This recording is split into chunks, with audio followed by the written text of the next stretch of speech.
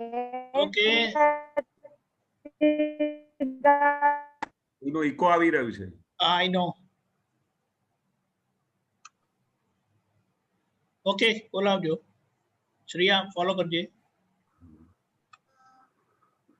નમો વિતરાગાય. નમો વિતરાગાય. નમો અરિહંતાણમ. નમો અરિહંતાણમ. નમો સિદ્ધાણમ. નમો સિદ્ધાણમ. નમો આયરિયાણમ. નમો આયરિયાણમ. નમો વજ્જાયાણમ. નમો વજ્જાયાણમ. નમો લોય serve સાહુણમ. નમો લોય serve સાહુણમ. એસો પંચન મુક્કારો. એસો પંચનમોક્કારો. Serve પાવપણાસણો. Serve પાવપણાસણો. મંગલાણમ ચ સવ્વે sim. મંગલાણં ચ સવ્વે સિંહ. પરમમ હવૈ મંગલમ. પડવમ હોય મંગલમ. ઓમ નમો ભગવતે વાસુદેવાય. ઓમ નમો ભગવતે વાસુદેવાય. ઓમ નમઃ શિવાય. ઓમ નમઃ શિવાય. જય સચ્ચિદાનંદ. જય સચ્ચિદાનંદ. જય સચ્ચિદાનંદ. Jai Satchidanand, very good, with closed eyes. Thank you. Thumbs up. Jai Satchidanand. સત્સંગ શરૂ કરીએ છીએ આપણે. મુકુલભાઈ, હેમાબેન અનમ્યુટ કરજો. કર્યું મેં. સંભળાય છે? યસ, બોલો. દીપિકાને આપણે નર્મદાબેન ને આગલે દિવસને એના એક વીક પહેલા મળવા ગયા હતા. હું ગઈ હતી ખબર કાઢવા, ત્યારે જરાક સજાગ હતા. તે એવું કહેતા હતા કે આ બારી ખુલ્લી રાખજો અને બારણું ખુલ્લું રાખજો, દાદા આવે છે કે છે. દાદા આવે છે. અઠવાડિયા સુધી એમ જ કહેતા હતા કે દાદા આવે છે, મારી પાસે બેઠા છે દાદા. એટલું જ ભાન હતું, બીજું કશું ભાન નહોતું. અચ્છા, મારું પ્રશ્ન છે, સાંભળો તમે. આ પરેશાન અને ક્લિપ્સ મોકલી છે. બૈરા છોકરા આગળ પાસ થવું પડશે, નહીં તો તારો બાપ પેસવા દે ત્યાં, એટલે કાઉન્સમાં મોક્ષ આગળ. કરેક્ટ. બૈરા છોકરા આગળ પાસ થવું પડશે. પાસ નો શબ્દનો અર્થ કેવું કે પોઝિટિવ કે નેગેટિવ અને ન્યુટ્રલ, કઈ રીતનું? કેશવાનંદજી હાજી. સાંભળ્યું? હાજી હાજી. એક્ઝેક્ટ જવાબ આપજો. હા. એક્ઝેક્ટ એટલે એક્ઝેક્ટ જ નીકળે છે અહીંયા. એ પાછું દાદા ઉપર ના લેશો એમનું. તમને ઊંધા લાગે તો પ્રોબ્લેમ અમારો નથી. મને બધા આપતે પૂતો છતાં જ લાગે છે. પછી ક્યાં પ્રશ્ન? બોલો. બોલું? હા. હવે દાદા જે વસ્તુ કહેતા હતા કે આપણે છોકરાઓ પાસે, વાઈફ પાસે, મા બાપ સાથે, જેની સાથે પણ આપણા ચીકણા હિસાબ છે, જબરજસ્ત ચીકણા હિસાબ છે, તો એમની પાસે આપણે પાસ થવું પડશે. પાસ થવું પડશે એટલે શું કે તમને સર્ટિફિકેટ આપે. હવે કેવી રીતે સર્ટિફિકેટ આપે કે ઘણી વખતે એવા દાદાની હાજરીમાં દાખલા બનતા કે ઘણી વખતે વાઈફ આવીને દાદાની પાસે આખું ચિઠ્ઠો ખોલી આપે કે મારા હસબન્ડ શું કરે છે. ઘણી વખતે હસબન્ડ આવીને ઊભા થઈ જાય કે દાદા આમની સાથે તો દિવસો કાઢવા બહુ મુશ્કેલ પડી ગયું છે, તમે કઈ વિધિ કરી આપો, કઈ કરી આપો. તો એ વખતે દાદા એવું કહેતા હતા કે ઘણા વખત એવું બનાવ પણ બનતું કે ઘણા બધા આવીને દાદાને કહેતા કે દાદા હવે તો એને બહુ સરસ જ્ઞાન અંદર પાસ થઈ ગયું છે, અંદર બહુ સારી પરિણીતિ રહે છે. તો દાદા શું કહેતા હતા કે ભાઈ એ તો બધા આજુબાજુ વાળા મહાત્માઓ તો બધા કે બહુ સરસ વ્યવહાર કરે છે, બહુ સુંદર, પણ એ સર્ટિફિકેટ જ્યારે એમના વાઈફ આપે ને ત્યારે ખરું સર્ટિફિકેટ માનતા. શા માટે? કારણ કે ત્યાં જ બધી પાસ અને ફેલ થવાની બધી વસ્તુઓ હોય છે, વાઈફની આગળ, છોકરાઓની આગળ. તો તો ત્યાં જ ખબર પડે કે પાસ થયો કે ના પાસ થયો. કારણ કે વાઈફ જયારે કે ભાઈ આજે તો તમને મને આ બાજુ લઈ જવું પડશે, આજે તો તમને આ કામ કરી આપવું પડશે, તે વખતે આપણે બધું છોડીને ના પાડી દઈએ, તે વખતે એમની અંદર જે એડજસ્ટમેન્ટનું પ્રશ્ન ઊભું થતું હોય તો એડજસ્ટમેન્ટ ના થતા હોઈએ તો એ બધા સર્ટિફિકેટ કોણ આપે? વાઈફ જ આપી શકે. બાકી બહારના બધા લોકોને તો કઈ ખબર જ નહીં. બધા લોકો તો કે ઓ બહુ સરસ જ્ઞાન એમને પાસ થઈ ગયું છે, સરસ જ્ઞાન વર્તા છે, એની તો ગજબની હાજરી છે. તો ત્યાં આપણે મોક્ષમાં અંદર કોઈ અંદર આવવા દે નહીં. કારણ કે જ્યાં સુધી આ જગતના બધા લોકો તમને પાસ કરે, વાઈફ તો સૌથી નજદીકમાં નજદીક ફાઇલ છે, ચીકણી ફાઇલ છે, છોકરાઓ ચીકણી ફાઇલ છે, ઘરના બહારના બધા સર્ટિફિકેટ આપે કે ભાઈ આ હવે જેવી રીતે દાદા કહેતા હતા ને કે ઘણા વખત તો એવું પણ બનાવ બનતું કે ભાઈ એ દાદાની પાસે આવીને કહેતા કે તમને શું લાગે છે, કઈ એમાં ફેરફાર લાગ્યું? બધાની પાસેથી સર્ટિફિકેટ માંગતા હતા કે જ્યારે પણ એ જ્ઞાન મળ્યા પછી થોડા દિવસ થઈ જાય તો પછી એ દાદા પૂછતા હતા કે તમને હવે શું કઈ ફેરફાર લાગ્યું? તો દાદાએ કહ્યું કે ભાઈ જે દિવસે વાઈફ કે ભાઈ આ દેવ જેવા થઈ ગયા ત્યારે સમજી જવાનું કે આપણે ખરી રીતે એમની અંદર પરિવર્તન થઈ ગયું, એ પાસ થઈ ગયા કહેવાય. કારણ કે જ્યાં સુધી એમનો સર્ટિફિકેટ ના મળે ત્યાં સુધી પાસ ના થવાય. અને પછી અહીંયા જો પાસ ના થાય તો પછી અંદર મોક્ષમાં કોણ અંદર તમારે એન્ટ્રી આપે? ખ્યાલ આવે છે? બરાબર છે. પણ આ તો દાદા કહેતા હતા, પણ આપ શું કહો છો? આપનો અનુભવ કોને? આપનો અનુભવ શું છે? 100% એ જ છે. જે દાદા કહે તો એ દરેક ઠેકાણે એ જ અનુભવ હોય. અને એ અનુભવમાં તો અમારા ઘરનું સૌથી મોટામાં મોટું અનુભવમાં મને મારા ઘરનું જ ખ્યાલ આવે. કારણ કે અમારા ઘરમાં 32 જણાના મેમ્બર, જે બધાએ લોકોએ જ્ઞાન લીધેલું, અને ઘરમાં આ જ્ઞાન મળ્યા પછી તો સ્ટાર્ટિંગમાં બધાની અંદર તો એવી જાગૃતિ અને એવી બધી દાદા પાસેની ભાવના અને દાદા પાછળ આમ ગાંડા ગેલા થઈ ગયા હતા બધા. અને બધા તે વખતમાં એવું જ કહેતા હતા કે અને પણ પાછલું હિસાબ એટલું ભારે હતું કે પાછલું હિસાબ છોડે નહીં તો વારે ઘડીએ એ પ્રશ્ન ઊભું થતું કે ભાઈ આ દાદા તમે કહો છો કે આવું જ્ઞાન લીધું છે પણ તમારામાં તો કઈ ફેરફાર દેખાતું નથી. એ ઘરમાં સ્ટાર્ટિંગમાં પ્રોબ્લેમ થતું હતું. બધા લોકો કે પણ આ આખી સાયન્સ તો દાદાએ બતાડેલી ને કે ભાઈ આ જે પાછલું ભરેલું છે, પાછલું હિસાબ છે, તો કોઈને છોડવાનું જ નથી. એ ડિસ્ચાર્જ છે. હવે એને જોયા કરો, એને તમે પકડી રાખો કે ભાઈ આ જ્ઞાન મળ્યા પછી હજુ આવું કરે છે, જ્ઞાન મળ્યા પછી પણ એ તો ભરેલું માલ તો નીકળ્યા વગર છૂટકો જ નથી. તમારે દાદાએ જે બધું બૂચ મારી દીધું છે એ નવું બીજ પડતું નથી. આ આખી સાયન્સ સમજવી પડે. એમાં અનુભવ એટલા બધા થતા કે ઘરમાં કોઈ એક્સેપ્ટ જ ના કરે કે આમને જાણે કે કોઈ દાદા ભગવાનનું જ્ઞાન મળેલું છે. પણ ધીરે ધીરે આ દાદાની વાતો સાંભળીને સમજીને અમને અને દાદાના એક એક હથિયારો વાપરીને ધીરે ધીરે બધાની અંદર પરિવર્તન થવા માંડ્યું. અને પછી બધાને લાગ્યું કે બરોબર આ જ્ઞાન કામ કરી રહ્યું છે. અને ધીરે ધીરે બધાને એકબીજાને સર્ટિફિકેટ મળવા માંડ્યા. પછી તો છેવટે બાપુજીએ પણ કહી દીધું કે હા હવે મને લાગે છે કે હવે અમારા ઘરમાં સ્વર્ગ થઈ ગયું છે. હવે એ જયારે કીધું, એ જયારે શબ્દો નીકળ્યા અને એવી રીતે એને અનુભવ થયું ત્યારે આપણે સમજાવવાનું કે મોક્ષે જવાની તૈયારી થઈ. અમારા મધર હતા, એમને તો નિરંતર 24 કલાક દાદા જોડે રહેતા હતા. એટલે એને કેટલા બધા અનુભવ થતા હશે એમના છોકરાઓ સાથે, એના વહુઓ સાથે, કેટલા બધા એમના ચીકણી ફાઇલો. પણ એ બધી ફાઇલોની અંદર એ કેવી રીતે પાસ થતા હતા અને કેવી રીતે હસતા હતા, મેં આંખો સામે જોયેલું. અમને દેખાતું હતું કે આખું વિજ્ઞાન વાપરી રહ્યા છે. 94 વર્ષે પણ અમે જોતા હતા કે અમે બાની સાથે ઘણી વખતે વાત કરીએ ને તો બા કે હવે તો છોડો, હવે તો આ બધું છોડો બધું. એ શા માટે કહેતા હતા કે હવે આપણે આ શોભે નહીં, હવે આટલું બધું ડિસ્કશન કરવાની જરૂર નથી. તમે અહીંયા મારા રૂમમાં બધા આવો ને તો ખાલી ફક્ત દાદા સિવાય બીજી કોઈ વાત ના કરો, કોઈ વ્યવહારની વાત ના કરો હમણાં. એટલે ધીરે ધીરે આટલી 94 વર્ષે પણ એમને થઈ ગયું કે હવે મારે કોઈની સાથે કઈ મોહમાં પડવું નથી, કોઈની સાથે વાતચીતના વ્યવહારમાં પડવું નથી, આત્મા સિવાય બીજું કશું જોઈતું નથી. એટલે આવા બધા દરેક મહાત્માઓના ઘરના અનુભવ છે. એટલે બધા એમને લાગે કે હવે બધા પાસ થઈ રહ્યા છે. જેવી રીતે જેટલું ઊંડાણમાં તમે આ વિજ્ઞાનને સમજશો, જાણશો, અનુભવ કરશો દાદાના વિજ્ઞાનને, તો તમને લાગશે જ કે આ પાસ થઈ રહ્યા છે અને આ મોક્ષ તરફ ગાડી જઈ રહી છે. ઓકે, બરોબર છે? બરાબર છે. જય સચ્ચિદાનંદ. જય સચ્ચિદાનંદ.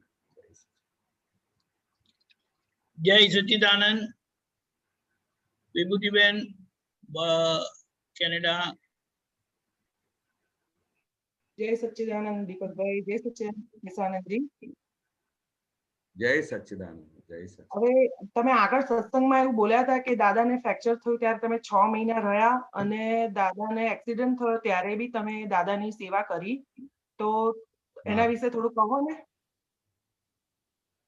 એટલે ત્યાં દાદા સાથેનું શું દાદા અનુભવ કહું? સાથેની અનુભવ કે જે તમે સેવા કરી, સેવાનો જે લાભ મળ્યો, દાદા કેવી રીતે રહ્યા એમાં, એના વિશે કહો. અચ્છા, ઓકે ઓકે. આજે બે મોટા એવિડન્સ હતા જ્યારે દાદાનું પગનું ફ્રેક્ચર થયું અને દાદાનું એક્સિડન્ટ થયું, અને એ ટાઈમમાં કન્ટિન્યુઅસ 6 મહિના સુધી કુદરતનું કઈ એવું હિસાબ હશે કે અમને કન્ટિન્યુઅસ એમના રૂમમાં જ રહેવાનું મળ્યું, દિવસ રાત એમની હાજરીમાં રહેવું મળ્યું. પણ એમાં એટલું બધું અનુભવ થયું, એટલા બધા એવા એવિડન્સીસ બનતા હતા કે દિવસ રાત અમને લાગેલું કે ઓહો આ જ્ઞાની પુરુષ જોડે રહેવું અને એમની સાથે જે એક એક વસ્તુનું એક એક એવિડન્સનું અનુભવ થવું, તો એ આપણે જો એ ચાન્સ ના મળ્યો હોત તો આપણે એટલી ઊંડાણમાં ખબર જ ના પડી હોત કે જ્ઞાની પુરુષ કેવી રીતે રહે છે પોતાના. આપણે તો બધાની સાથે ખુલ્લું કરી દીધું, ઉપયોગ શું થાય છે, જુદાપણું શું થાય છે, અને આજ્ઞામાં રહેવાનું શું થાય છે, દરેક ક્ષણનું આપણે કેવી રીતે ઉપયોગ કરી રહ્યા છે, એ બધી વાતો આપણે સાંભળેલી, પણ અમે અનુભવ નહોતી કરેલી કારણ કે એટલું બધું કન્ટિન્યુઅસ અમને ચાન્સ મળેલું નહીં.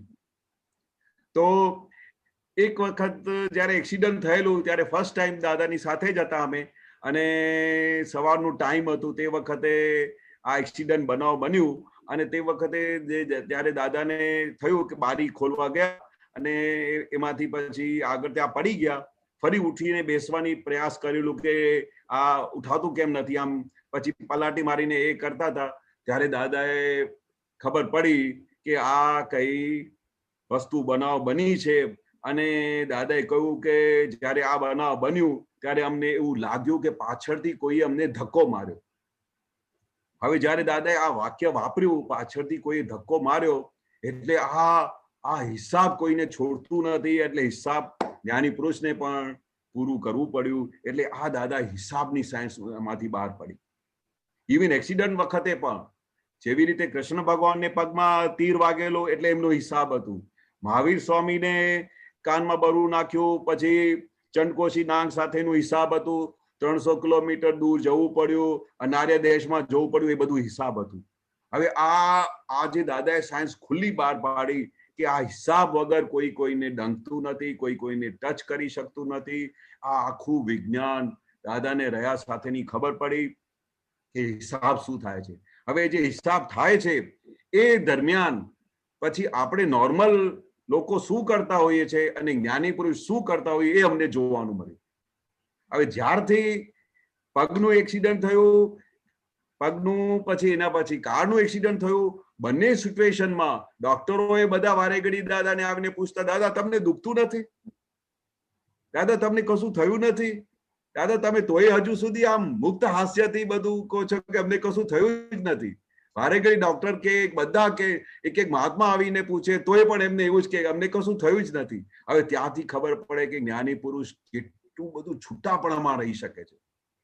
એ છૂટાપણામાં રહેતા હતા, પણ જ્યારે પણ કોઈ પણ આવીને દાદાની સાથે વાત કરે તો સૌથી પહેલા કશું થયું નથી, કશું થયું નથી, અમે તો છૂટા જ છીએ, અને આમ શુદ્ધ ઉપયોગમાં, અને એનું મુક્ત હાસ્ય બંને સિચ્યુએશનમાં. જ્યારે એવું ખતરનાક એક્સિડન્ટ થયેલું કે પગનું થયું, દુખતું હતું, પણ દિવસે દાદાએ મોઢા પર એક રેશો આમ ના દેખાયો કે એમને કઈ વાગ્યું છે કે એમનું કઈ એક્સિડન્ટ થયું છે. એટલે આમાંથી અમને જોયું દાદાને એક ક્ષણ માટે નહીં, કન્ટિન્યુઅસ 6 મહિના માટે કોઈ દિવસે દાદાએ ઉફ નહોતું કર્યું કે મને વાગ્યું છે. એક્સિડન્ટમાં તો જીભ ઉપર ટાંકા હતા, માથા પર ટાંકા હતા, આખું શરીર લોહી લોહાણ થઈ ગયેલું, દાદાનું ધોતિયું અમે ઉતારેલું, આખું લોહીથી ભરેલું. પણ એ વખતે જયારે આવું બનાવ બનેલું તે વખતે પણ દાદાનું મુક્ત હાસ્ય ગયું નહોતું. તે વખતે બધા મહાત્મા આવીને દાદાને મળતા હતા, એક એક જણા રૂમમાં આવીને જય, કારણ કે બધા દાદાને વાગેલું તો બધા લોકો તો રહી જ શકે નહીં. દાદાએ કહ્યું કે કશું થયું નથી, અને એ જ બધાને જય સચ્ચિદાનંદ જય સચ્ચિદાનંદ એવું કરતા હતા. એટલે આમાંથી ખબર પડે છે કે જ્ઞાની પુરુષ અમને શું શીખવાડી ગયા છે. આ આખું ગમે તે શરીરને ગમે તે થઈ જાય પણ છૂટાપણું જતું નથી. એ સેમ છૂટાપણું દાદા ભગવાન અમને આપીને ગયા છે. એટલે આવા કેટલા બધા સંયોગોમાં પછી બીજી વખત કે જ્યારે પણ રાત્રે સવારથી લઈને સાંજ સુધીમાં સત્સંગ બધા બંધ થઈ ગયા, તો દાદા ભગવાન પોતે આ જે બનાવ બનેલા એમાંથી મને એવું લાગે છે, કારણ કે અમે તો કશું દાદાની દશામાં જોઈને વિચાર કરીએ કે આ શું થયું હશે.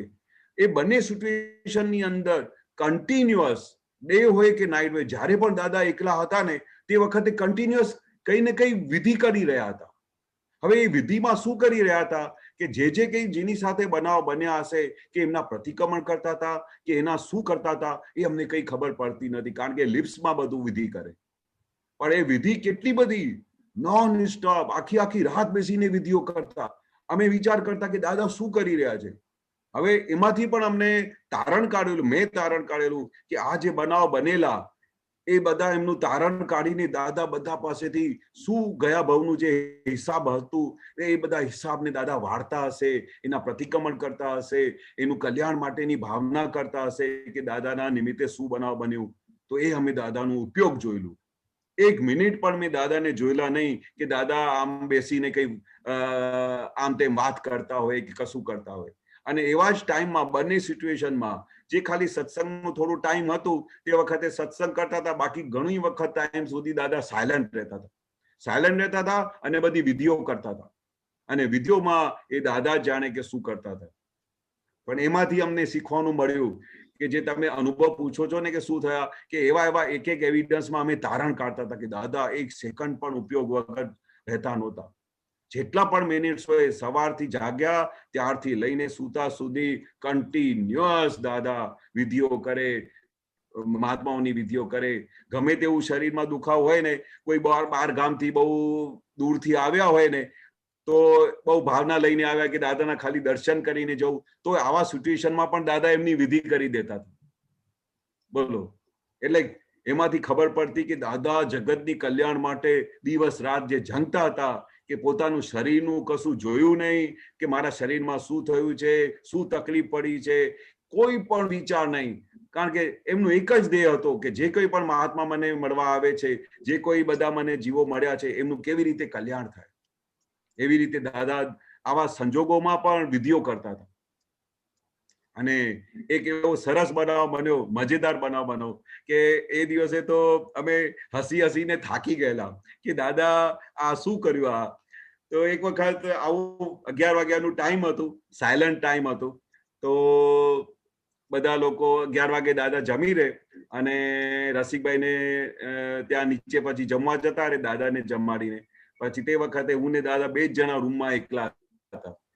હવે દાદા નોર્મલી શું કરે, બપોરે 11 વાગે જમીને પછી બાજુમાં કઈ એક પેલા એડિટર હતા લોકસત્તાના કે સંદેશના, કે એ ઘણી વખતે કહેતા કે જા ત્યાંથી બાજુમાંથી ત્યાં પેપર લઈ આય. જોકે પેપર વાંચતા નહોતા, પણ કોક વખતે આમ થાય દાદાને કે આમ વાંચી લે આ શું ચાલે છે જગતમાં. તો પેપર લઈને આવ્યા, તો થોડી વાર દાદાએ પેપર વાંચ્યા પછી મને કાયમ કહેતા કે તું એને પાછો આપીને આવજે. હા, કોઈ દિવસે પણ કોઈનું વસ્તુ લઈ આવે દાદા તો પછી તું ભૂલી ના જઈશ, એને પાછો આપી આવજે. હવે એ દિવસનો અડધો દિવસ થઈ ગયો હોય તો એ દાદા યાદ કરીને કે એને પેપર પાછું આપી આવજે. આમ પેપર વાંચીને આમ દાદા બેઠા હતા. તો ઘણી વખતે દાદા છે ને એવું વર્ણન કરતા હતા કે અમે કોઈ દિવસે પણ જીવ હિંસા કરેલી નહીં. કોઈ મચ્છરને મારવાનું થાય, કઈ માકણ આવે તો 2-3 વખત એવી રીતે દાદાએ બધું વર્ણન કરેલું ડિટેલમાં. કે અમારે ત્યાં તો કેવું હોય કે અમારા ઘરે કોઈ દિવસે માકણ આવે ને તો એમનો ખોરાક શું હોય, લોહી ચૂસવાનું. એટલે અમે એને બરોબર રીતે એમને જમાડીએ. પણ ઘણી વખતે દાદા એવું કહેતા કે જયારે માકણ આવે ને તો અહીંયાથી ગળા ઉપર આવે તો ગળા ઉપર કદાચ સહન ના થાય તો અમે શું કરીએ, અહીંયાથી આમ પકડીને પછી અહીંયા ઘૂંટણે મૂકી દઈએ અથવા હાથે મૂકી દઈએ, પછી કહીએ કે તો અહીંયાથી તું ખોરાક લઈ લે, તારું લોહીનું જે લેવાનું હોય. પણ અહીંયા થોડી તકલીફ પડતી દાદાને. તો અને દાદાએ પછી આખું એનું ડિટેલમાં વર્ણન કર્યું, કારણ કે આખું જીવન દાદાનું પૃથ્થકરણ વાળું હતું, શોધખોળ. તો દાદાએ મેં સરપ્રાઈઝ થઈ ગયો કે દાદાએ માકડ ઉપર પણ આટલી બધી રિસર્ચ કરેલી. એટલે માકડ ઉપર પણ દાદાએ રિસર્ચ કરી છે. તો દાદા શું કહેતા હતા કે ભાઈ અમારા ઘરે કોઈ મહેમાન આવે ને તો અમે ખાનદાની માણસ, અમે ખાનદાની, એટલે અમે એને જમાડ્યા વગર જવા ના દઈએ. એટલે કોઈક દિવસે આવું બનાવ બને તો માકડ આવે તો અમે એને બરોબર જમાડીએ કે લા તારું જે ખોરાક છે લોહી ચૂસવાનું તું લઈ લે. તો ઘણી વખતે એવું બધી વાત કરેલી, અને માકડની એટલી બધી ડિટેલમાં વાત તો મેં કોઈ દિવસે સાંભળેલી નહીં, પણ દાદા પાસેથી સાંભળેલી કે માકડ શું કહે છે કે જો તમે અમને નહીં જમાડો તો અમે લઈને તમે 100 વખત બહાર ફેંકીને આવશો, પણ અમારે જો તમારે ખોરાક લેવાનું છે તો જ્યારે તમે રાત્રે સૂઈ જશો ત્યારે અમે આવીને તમારો હિસાબ ચૂકતે કરીને જઈશું.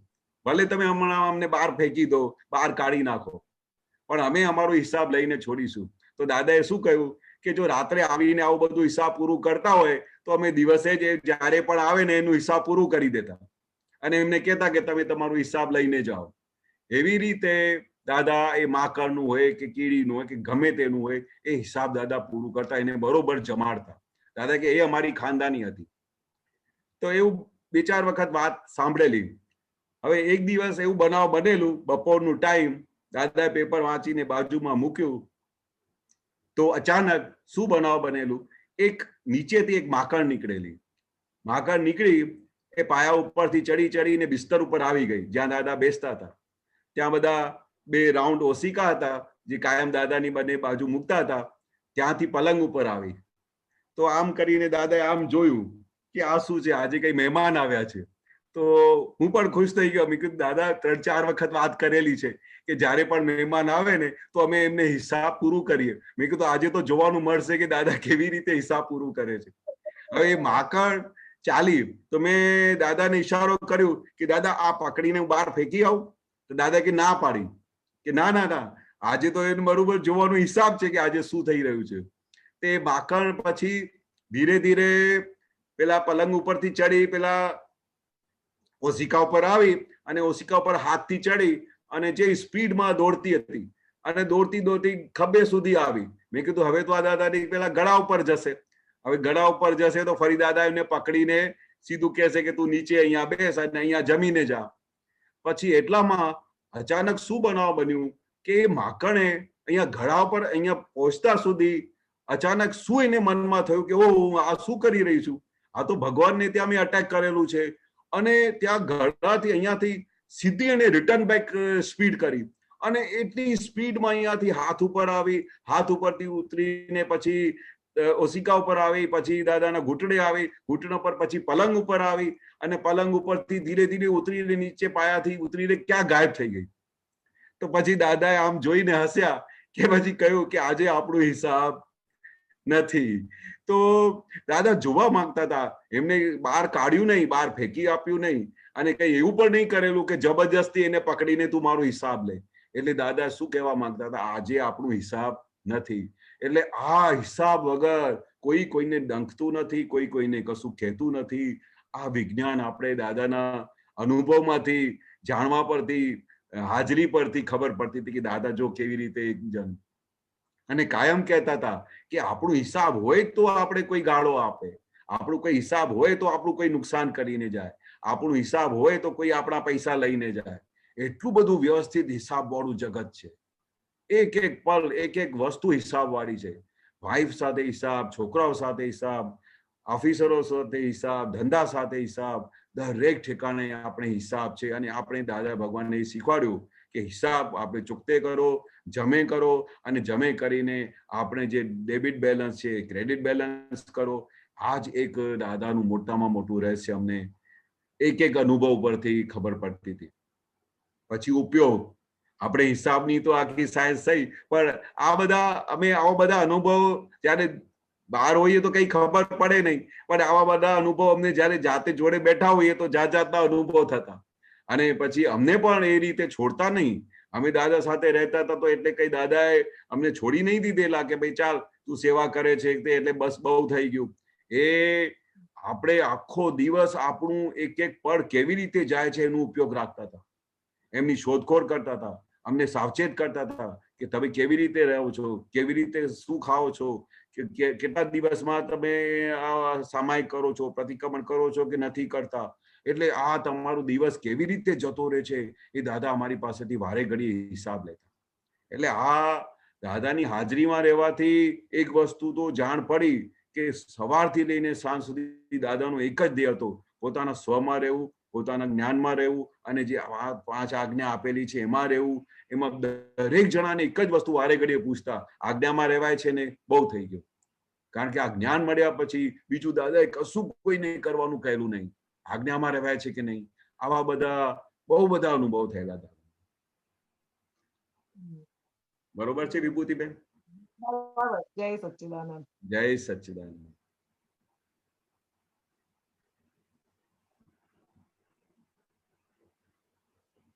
અવાજ નથી આવતો દીપકભાઈ.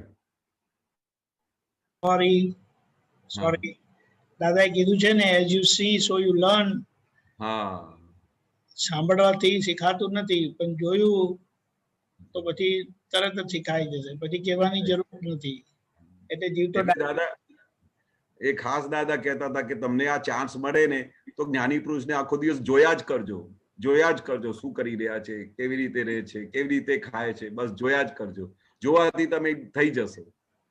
બરાબર છે, એમને જોવું એ જ મોટો સત્સંગ છે. હા, પેલો કવિરાજનું પદ છે ને, जुगनू की जरूर नहीं सूरज की जरूर है, बोलने की जरूर नहीं बतला दे मंसूर. બહુ સરસ. જય સચ્ચિદાનંદ. શ્રેય વડોદરાથી. જય સચ્ચિદાનંદ. જય સચ્ચિદાનંદ. જય સચ્ચિદાનંદ. પ્રગટ અનુભવ જ્ઞાન સૂત્ર શ્રેણી 12, સૂત્ર નંબર છે 284. દાદા ભગવાને કહ્યું કે આ મજાનો માર્ગ છે. મજાનો કેવી રીતે? તો કે ગટ ગટાવતી વખતે મોઢું બગાડ્યા વગર ગટ ગટાવવાનું અને ઉપરથી હસવાનું. કેવું હસવાનું? તો કે સામાને ખબર પડે કે આ કેવું હસે છે. બસ આટલું જ છે. એક મિનિટ.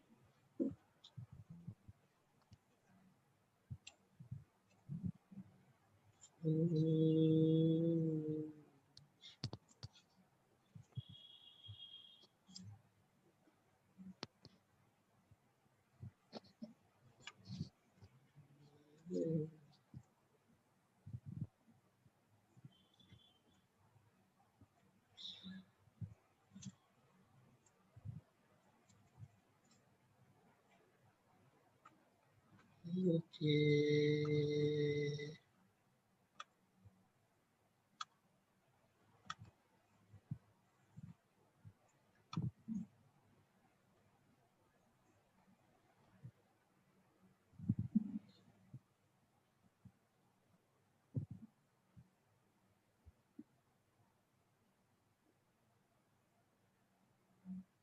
હા, બરોબર છે.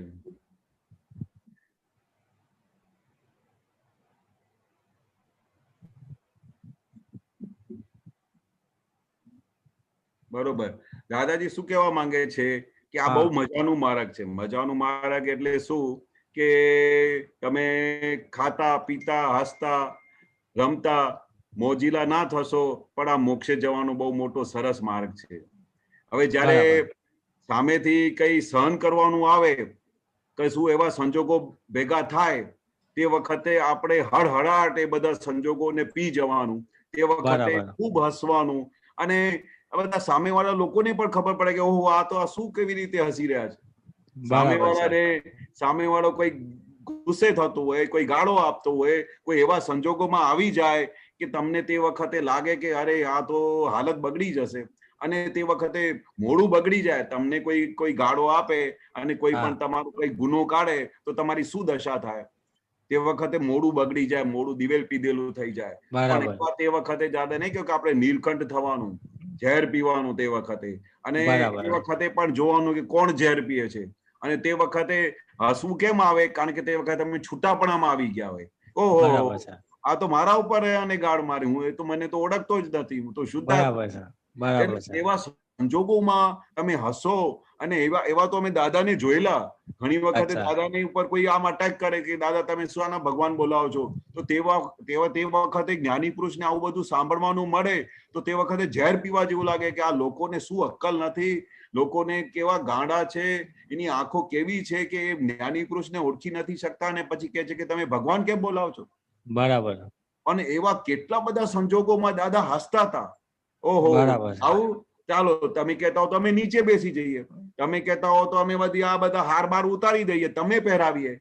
બરાબર. એવા ગમે તેવા સંજોગો આવેલા. મંદિરોમાં કોઈ કહે કે તમે શાના ભગવાન બોલાવો છો, તમે અહીંયાથી નીચે ઉતરી જાઓ. હવે એવા બધા જ્યારે પણ સંજોગો આવતા તે વખતે નોર્મલ માણસનું મોઢું બગડી જાય.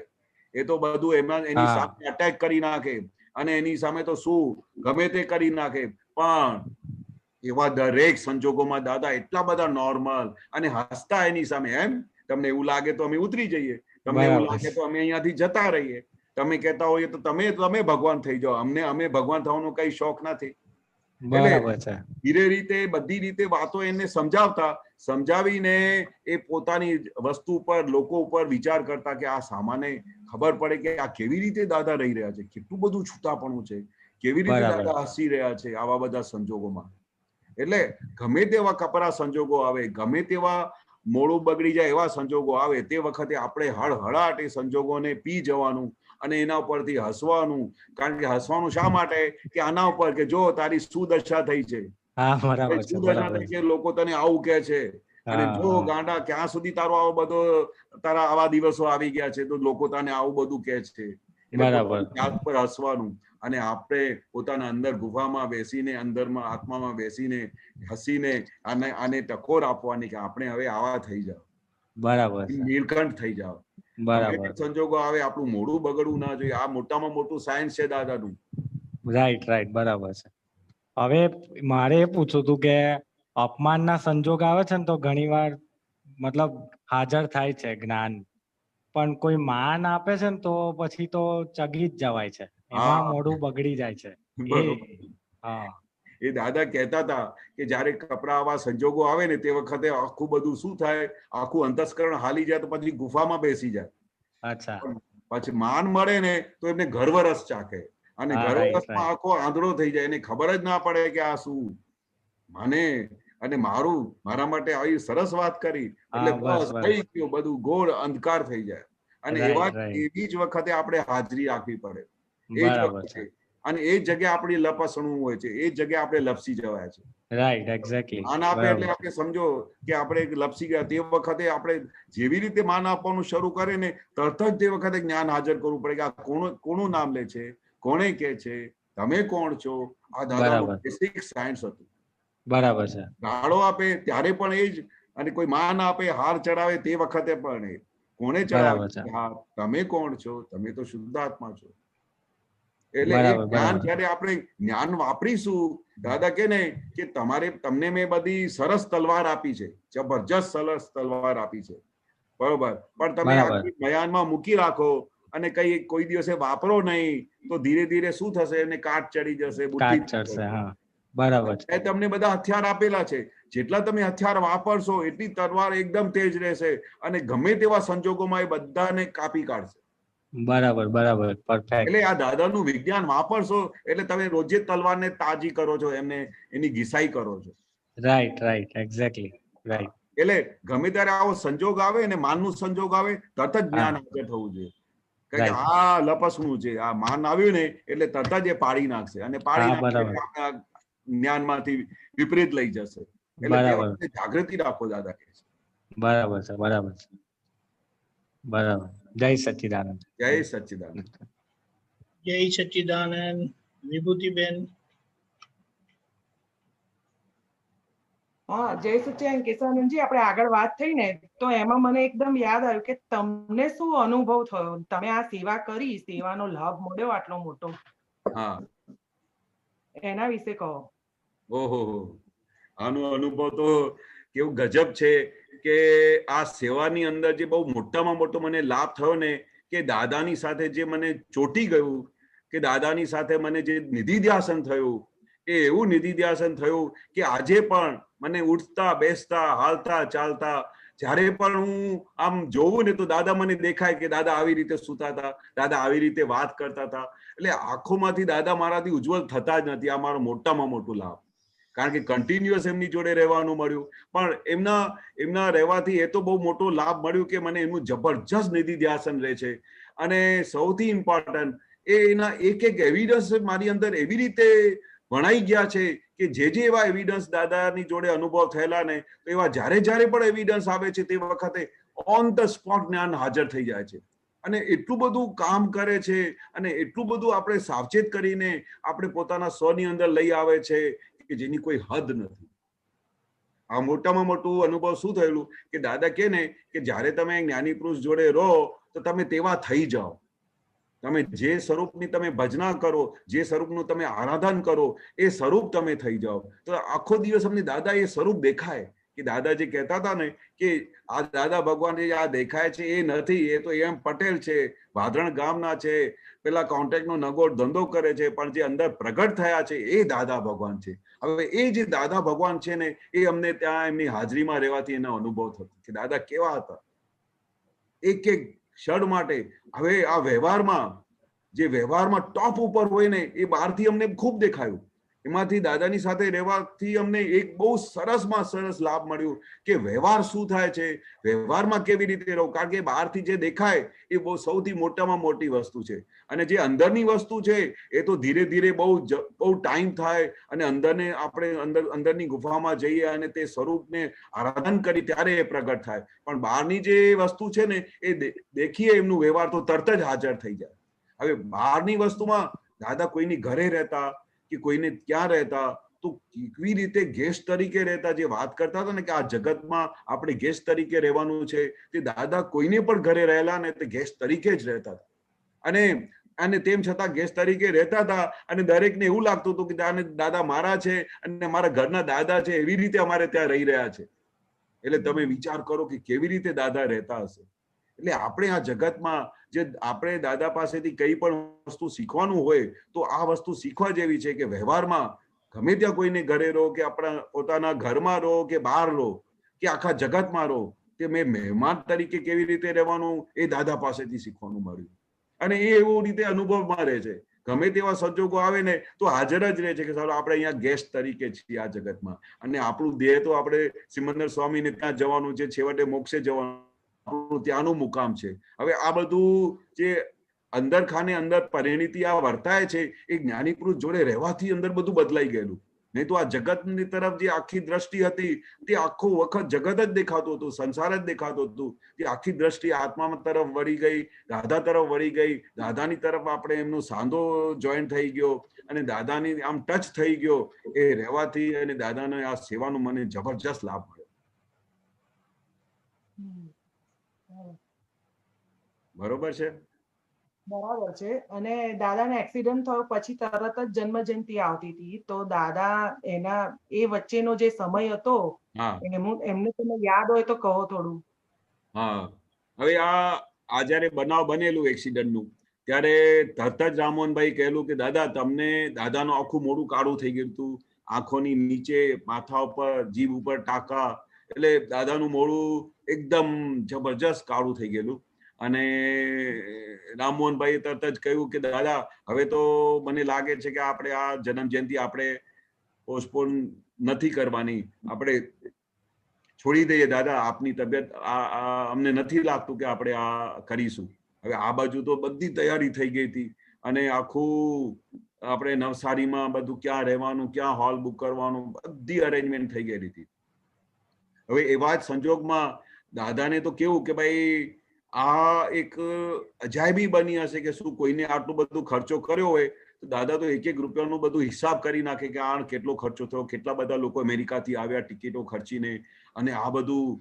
તો દાદાએ તરત જ ઓન ધ સ્પોટ રામમોહનભાઈને કહ્યું કે એવું તમે બોલશો નહીં, કે આ કોઈ પણ પ્રોગ્રામ પોસ્ટપોન થશે નહીં, દાદાની જન્મ જયંતિ ખૂબ સારી રીતે ઉજવાશે અને તમે જોજો કશું થશે નહીં.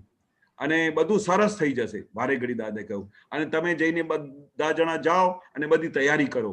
એક બાજુ બધા આપતા પુત્રોને કહ્યું કે તમે જઈને આ કરો, પોસ્ટરો જે લગાવવાના હતા બધા બેનર્સ લગાડવાનું કામ બધા આપતા પુત્રોને સોંપી દીધેલું અને દરેકને કામ પર લગાડી દીધેલું. અમે 1-2 જણા દાદા પાસે હતા, બાકી બધાને દાદાએ કહ્યું કે જાઓ બધી તૈયારી કરો, લોકોને રહેવાનું બંદોબસ્ત આ તે બધું.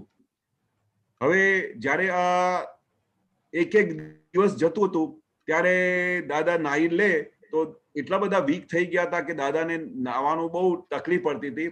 તો નાહ્યા પછી અમે 4-5 આપતા પુત્રો મળીને દાદાને નવડાવતા. પછી દાદા તે વખતે બધા આપતા પુત્રોમાં મજબૂત કેશવ હતો, એટલે બોડી વાઇઝ એકદમ મજબૂત હતો. તો દાદાએ આખું પ્રોગ્રામ પણ બનાવ્યું કે ભાઈ કેવી રીતે તમે બધું કરશો. તો દાદાએ કહ્યું કે મને છે ને કેશવ અહીંયા નીચેથી આમ બંને અહીંયા કંધાથી મને નીચેથી પકડશે અને પછી તમે બધું બોડી બધું સો કરીને અને તમે પછી ધોતી પહેરાવજો.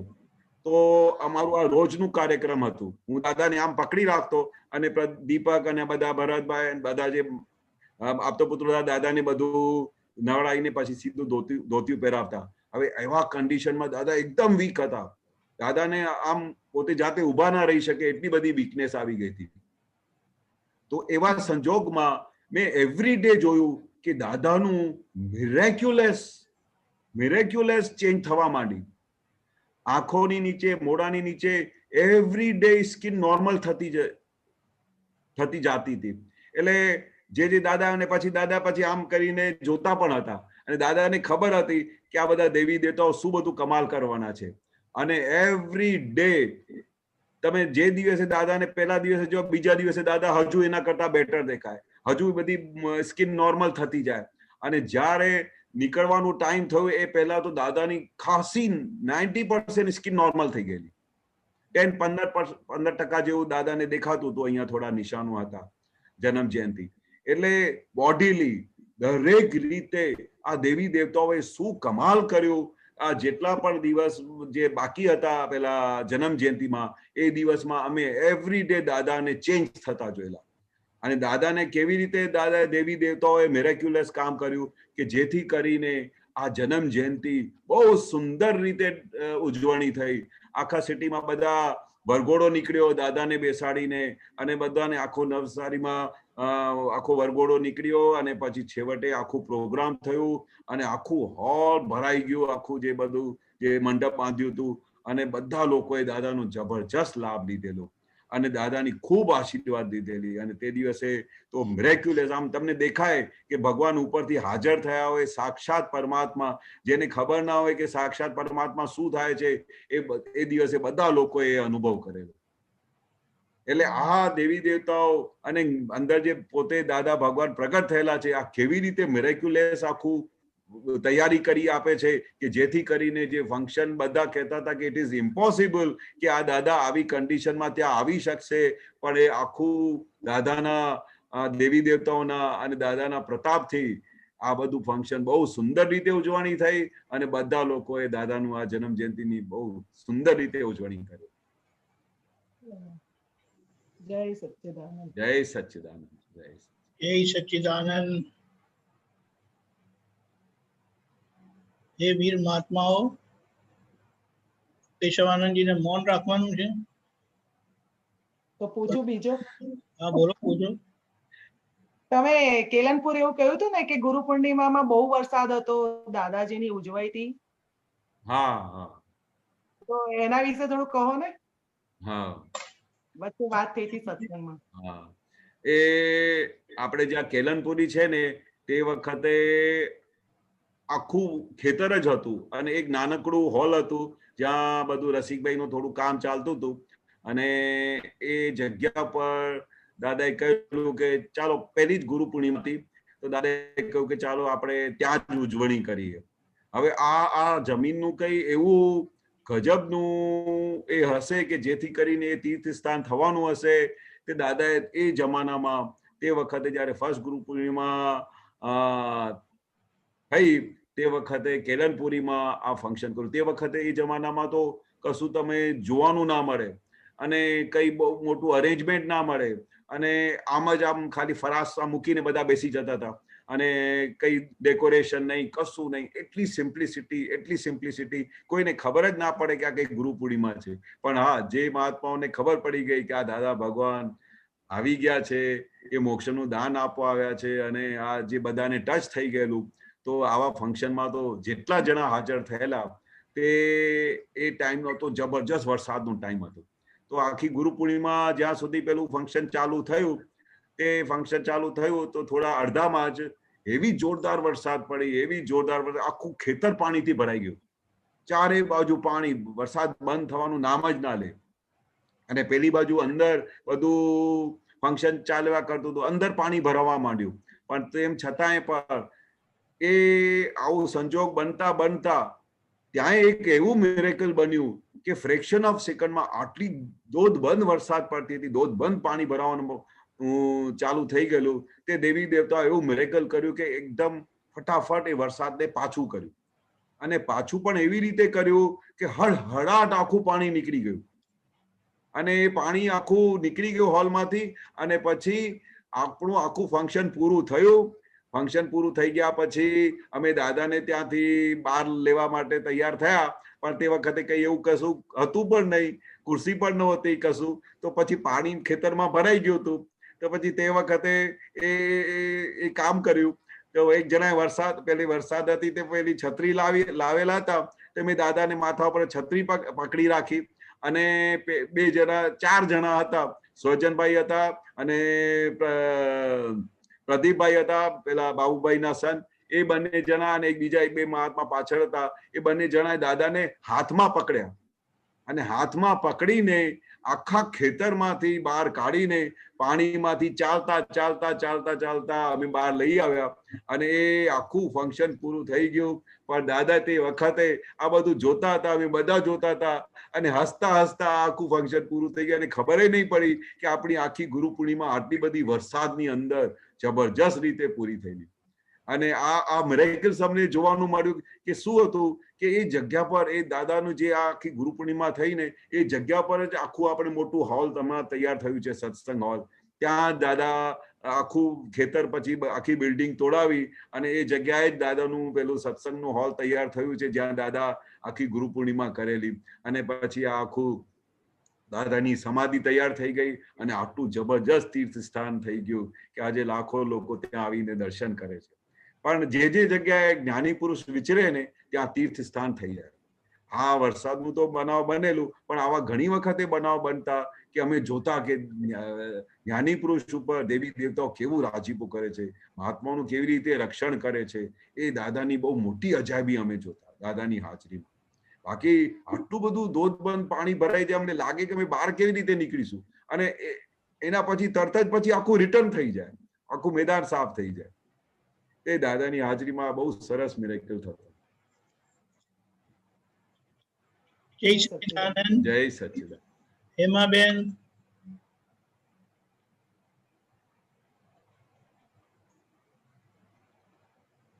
હેમાબેન અનમ્યુટ કરજો. કર્યું. વિભૂતિબેન, જય સચ્ચિદાનંદ. દીપકાનંદ, જય સચ્ચિદાનંદ.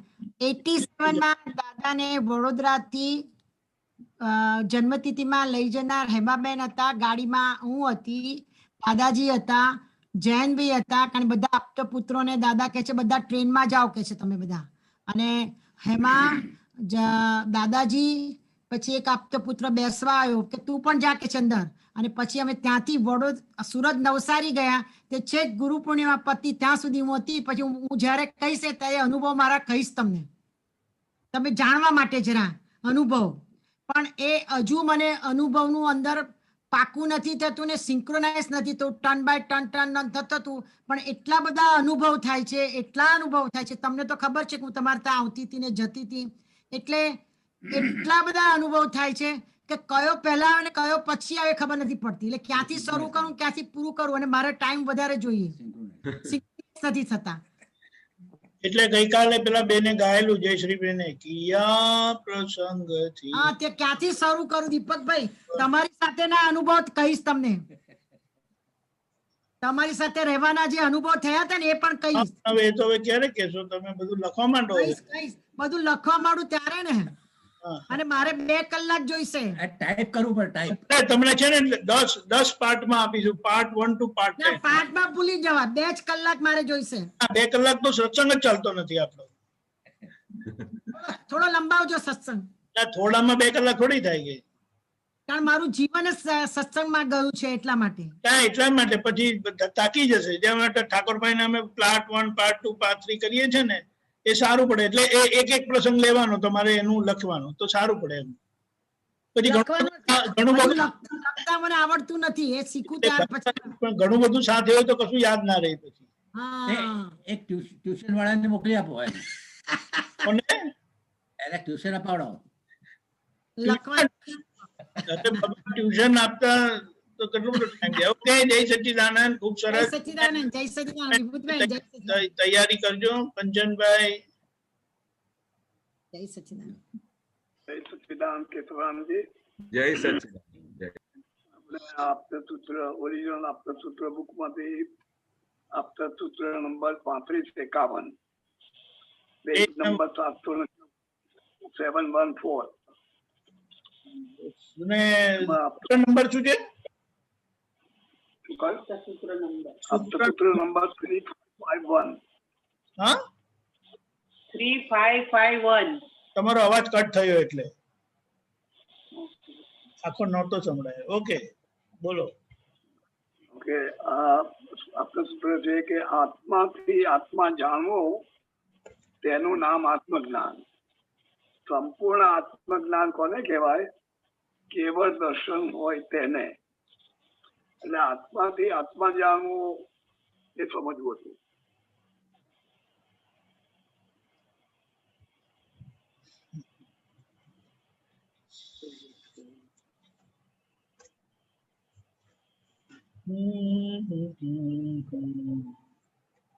Three, five.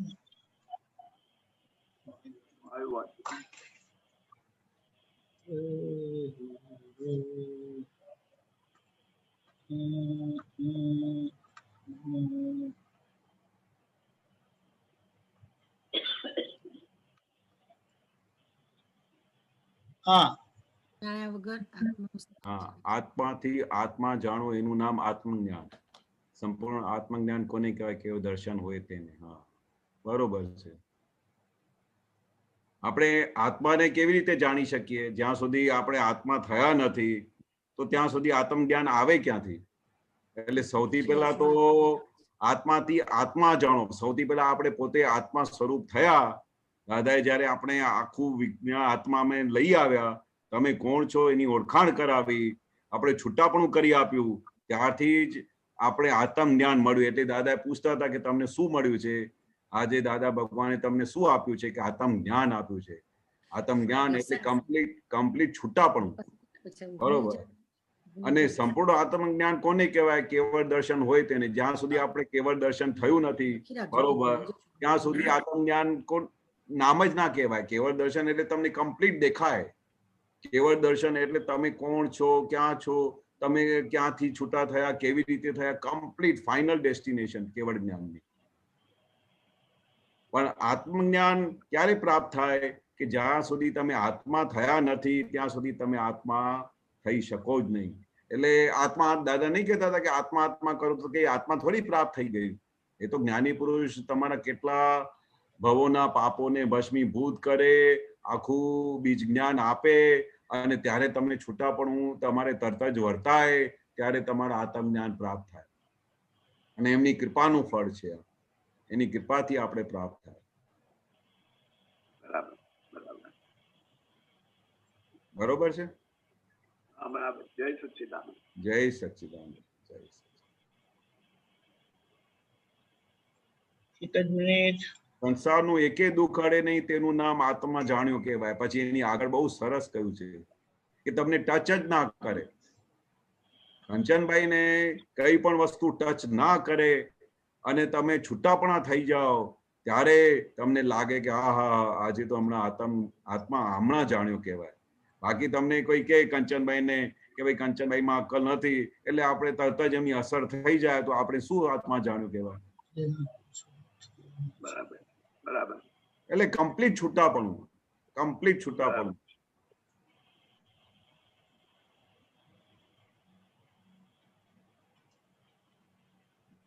જય સચ્ચિદાનંદ. જય સચ્ચિદાનંદ. બહુ સરસ શોધી લાયા કંચનભાઈ. ઓકે, આપણે હવે અનુભવ લેવો પડશે એવું લાગે છે. કોઈ છે નહીં, બધા ઠરી ગયા છે. ઠરી ગયા, ઠંડીથી ઠરી ગયા છે. સરસ આત્મ જ્ઞાન પ્રાપ્ત થઈ ગયું છે.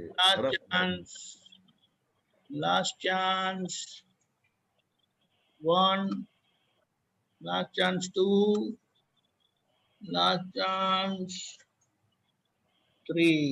ઓકે, જય સચ્ચિદાનંદ. જય સચ્ચિદાનંદ.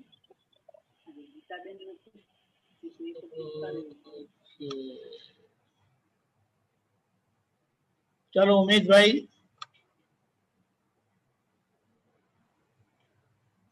હા, જય સચ્ચિદાનંદ કેશવાનંદજી. જય સચ્ચિદાનંદ. જય સચ્ચિદાનંદ. અને જય સચ્ચિદાનંદ દીપકાનંદજી. જય સચ્ચિદાનંદ. હા, બહુ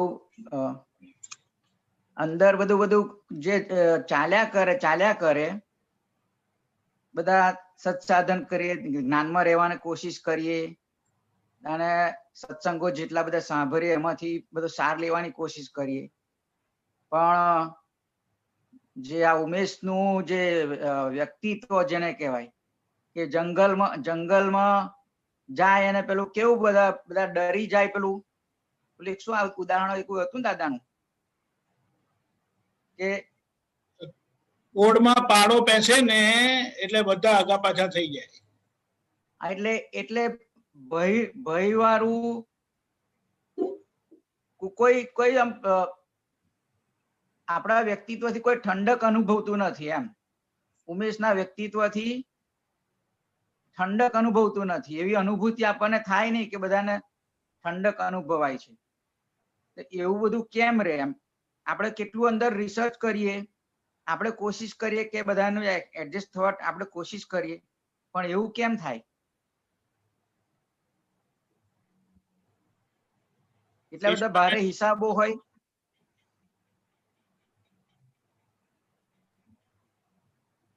કેશવાનંદજી.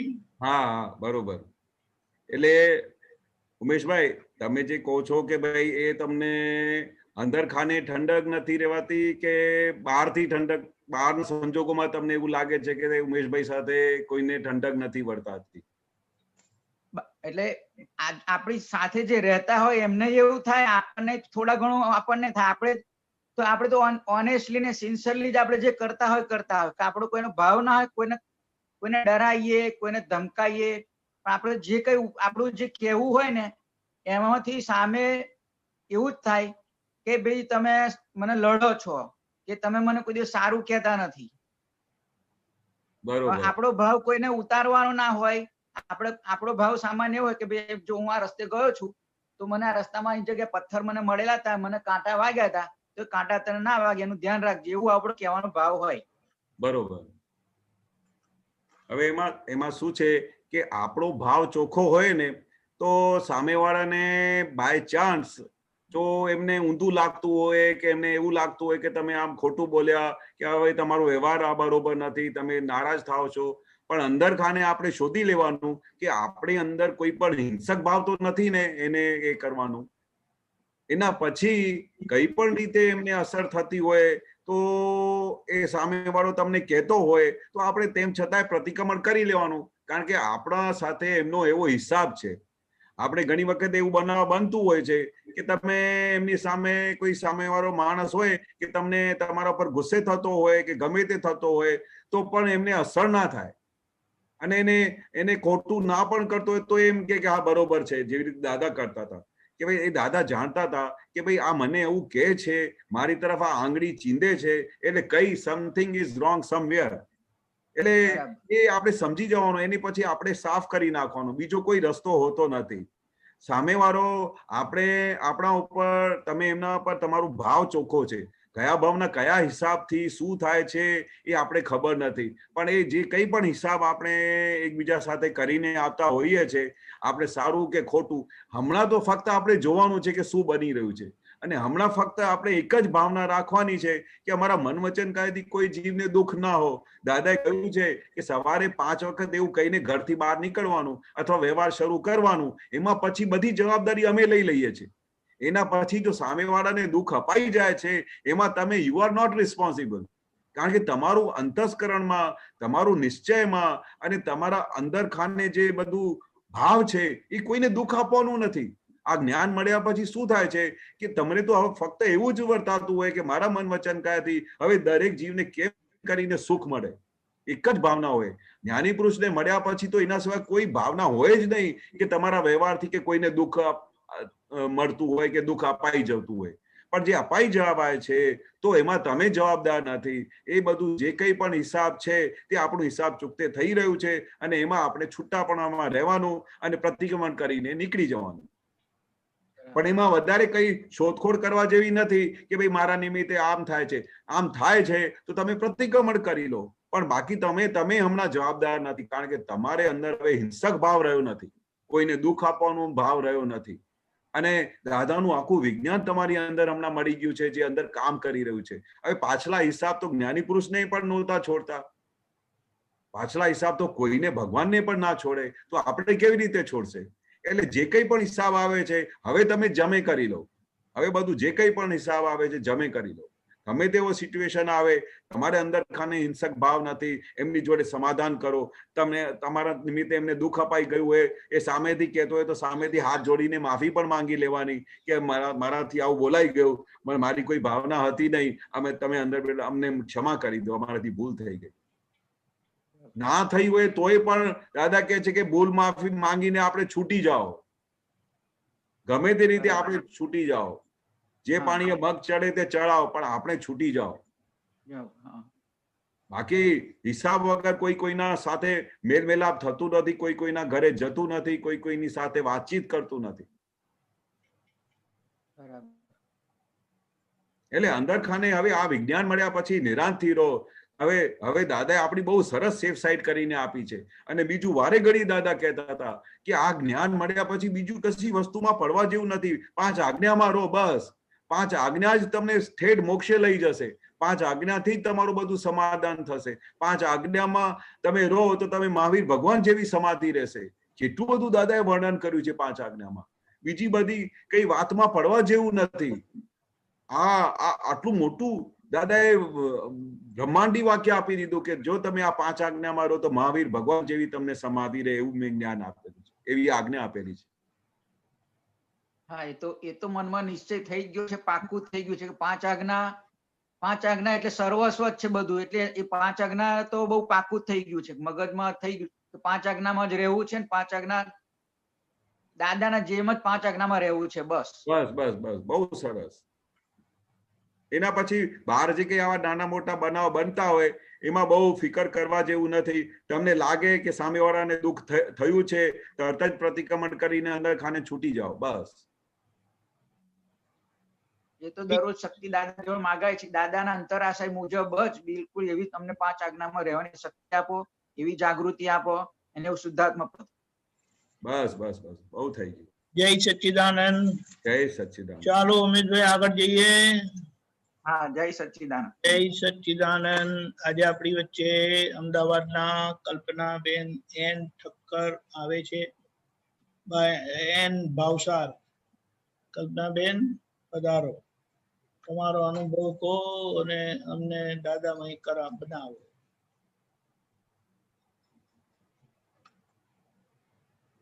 સોરી, કલ્પનાબેન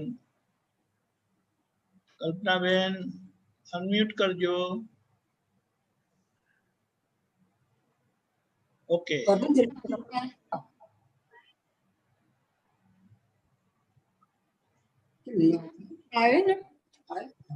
બોલો. જય સચ્ચિદાનંદ. જય સચ્ચિદાનંદ. બધા આપતા પુત્રોને જય સચ્ચિદાનંદ. જય સચ્ચિદાનંદ. સર્વે મહાત્માઓને જય સચ્ચિદાનંદ. જય સચ્ચિદાનંદ. દાદાના અનુભવો તો એટલા બધા છે ને કે જેની કોઈ સીમા નથી. જ્યારથી દાદાનું જ્ઞાન લીધું છે ને ત્યારે 2001માં દાદાનું જ્ઞાન લીધું હતું. શરૂઆતમાં તો જ્યારે જ્ઞાન લીધું ત્યારે બહુ કઈ સમજણ નથી પડી કે આ જ્ઞાન શું છે, અને એમાં પણ જેમ જેમ જેમ જેમ અંદર દાદાનું જ્ઞાન ઉતરતું ગયું એમ કે તો કઈક ફેરફાર થવા માંડ્યા. એમ જાણે એવું લાગ્યું કે એટલી બધી નેગેટિવિટી હતી પહેલા ફાઇલ નંબર 1માં કલ્પનામાં કે નેગેટિવિટી બિલકુલ નીકળી જાય. ધીમે ધીમે ધીમે ધીમે ધીમે એટલી બધી નેગેટિવિટી બિલકુલ નીકળી ગઈ. બસ પોઝિટિવ પોઝિટિવ પોઝિટિવ. અને એવું પરિણામ આવ્યું કે અત્યારે એમ કહેવાય ને કે આમ સંસાર, મારું ઘર મને આમ બસ એક મંદિર જેવું દેખાય છે. એટલું બધું મને ફેરફાર લાગે છે દાદાના જ્ઞાનથી. હવે બીજો એક મારો એક અનુભવ સૌથી મોટો હતો કે મારા સસરા જે મારા પપ્પા હતા એમને પેરાલિસિસ થઈ ગયો હતો. 3.5 વર્ષ સુધી એમને પેરાલિસિસ રહ્યો. અને અમે ઘરના મેમ્બર એમની બધાની સેવા, અમે એમની સેવા કરતા હતા. તો સવારે એમને નવડાવવાથી ક્રિયા કરવાની, તો નવડાવવું, ખવડાવવું, એમને કપડાં બદલાવા, એમને બિલકુલ એમની બોલવાનું એમની નતું, બોલી નતા શકતા. તો ખબર નહીં મને કોણ જાણે એમનામાં શું દેખાય કે મને દાદા દેખાય અને હું એમની સેવા કર્યા કરું. બસ મને એમ જ થાય કે હું આમનું નહીં કરું તો દાદાને દુઃખ થશે, દાદાને દુઃખ થશે. અને અવિરત સેવા કે બિલકુલ મારા ચહેરાના ભાવ ના બગડે.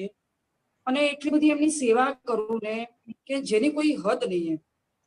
એક બાજુ મારે બેબી નાની, મારે સર્વિસ કરવાની, તેમ છતાંય હું એ મારા સસરાની સેવા કરતી હતી.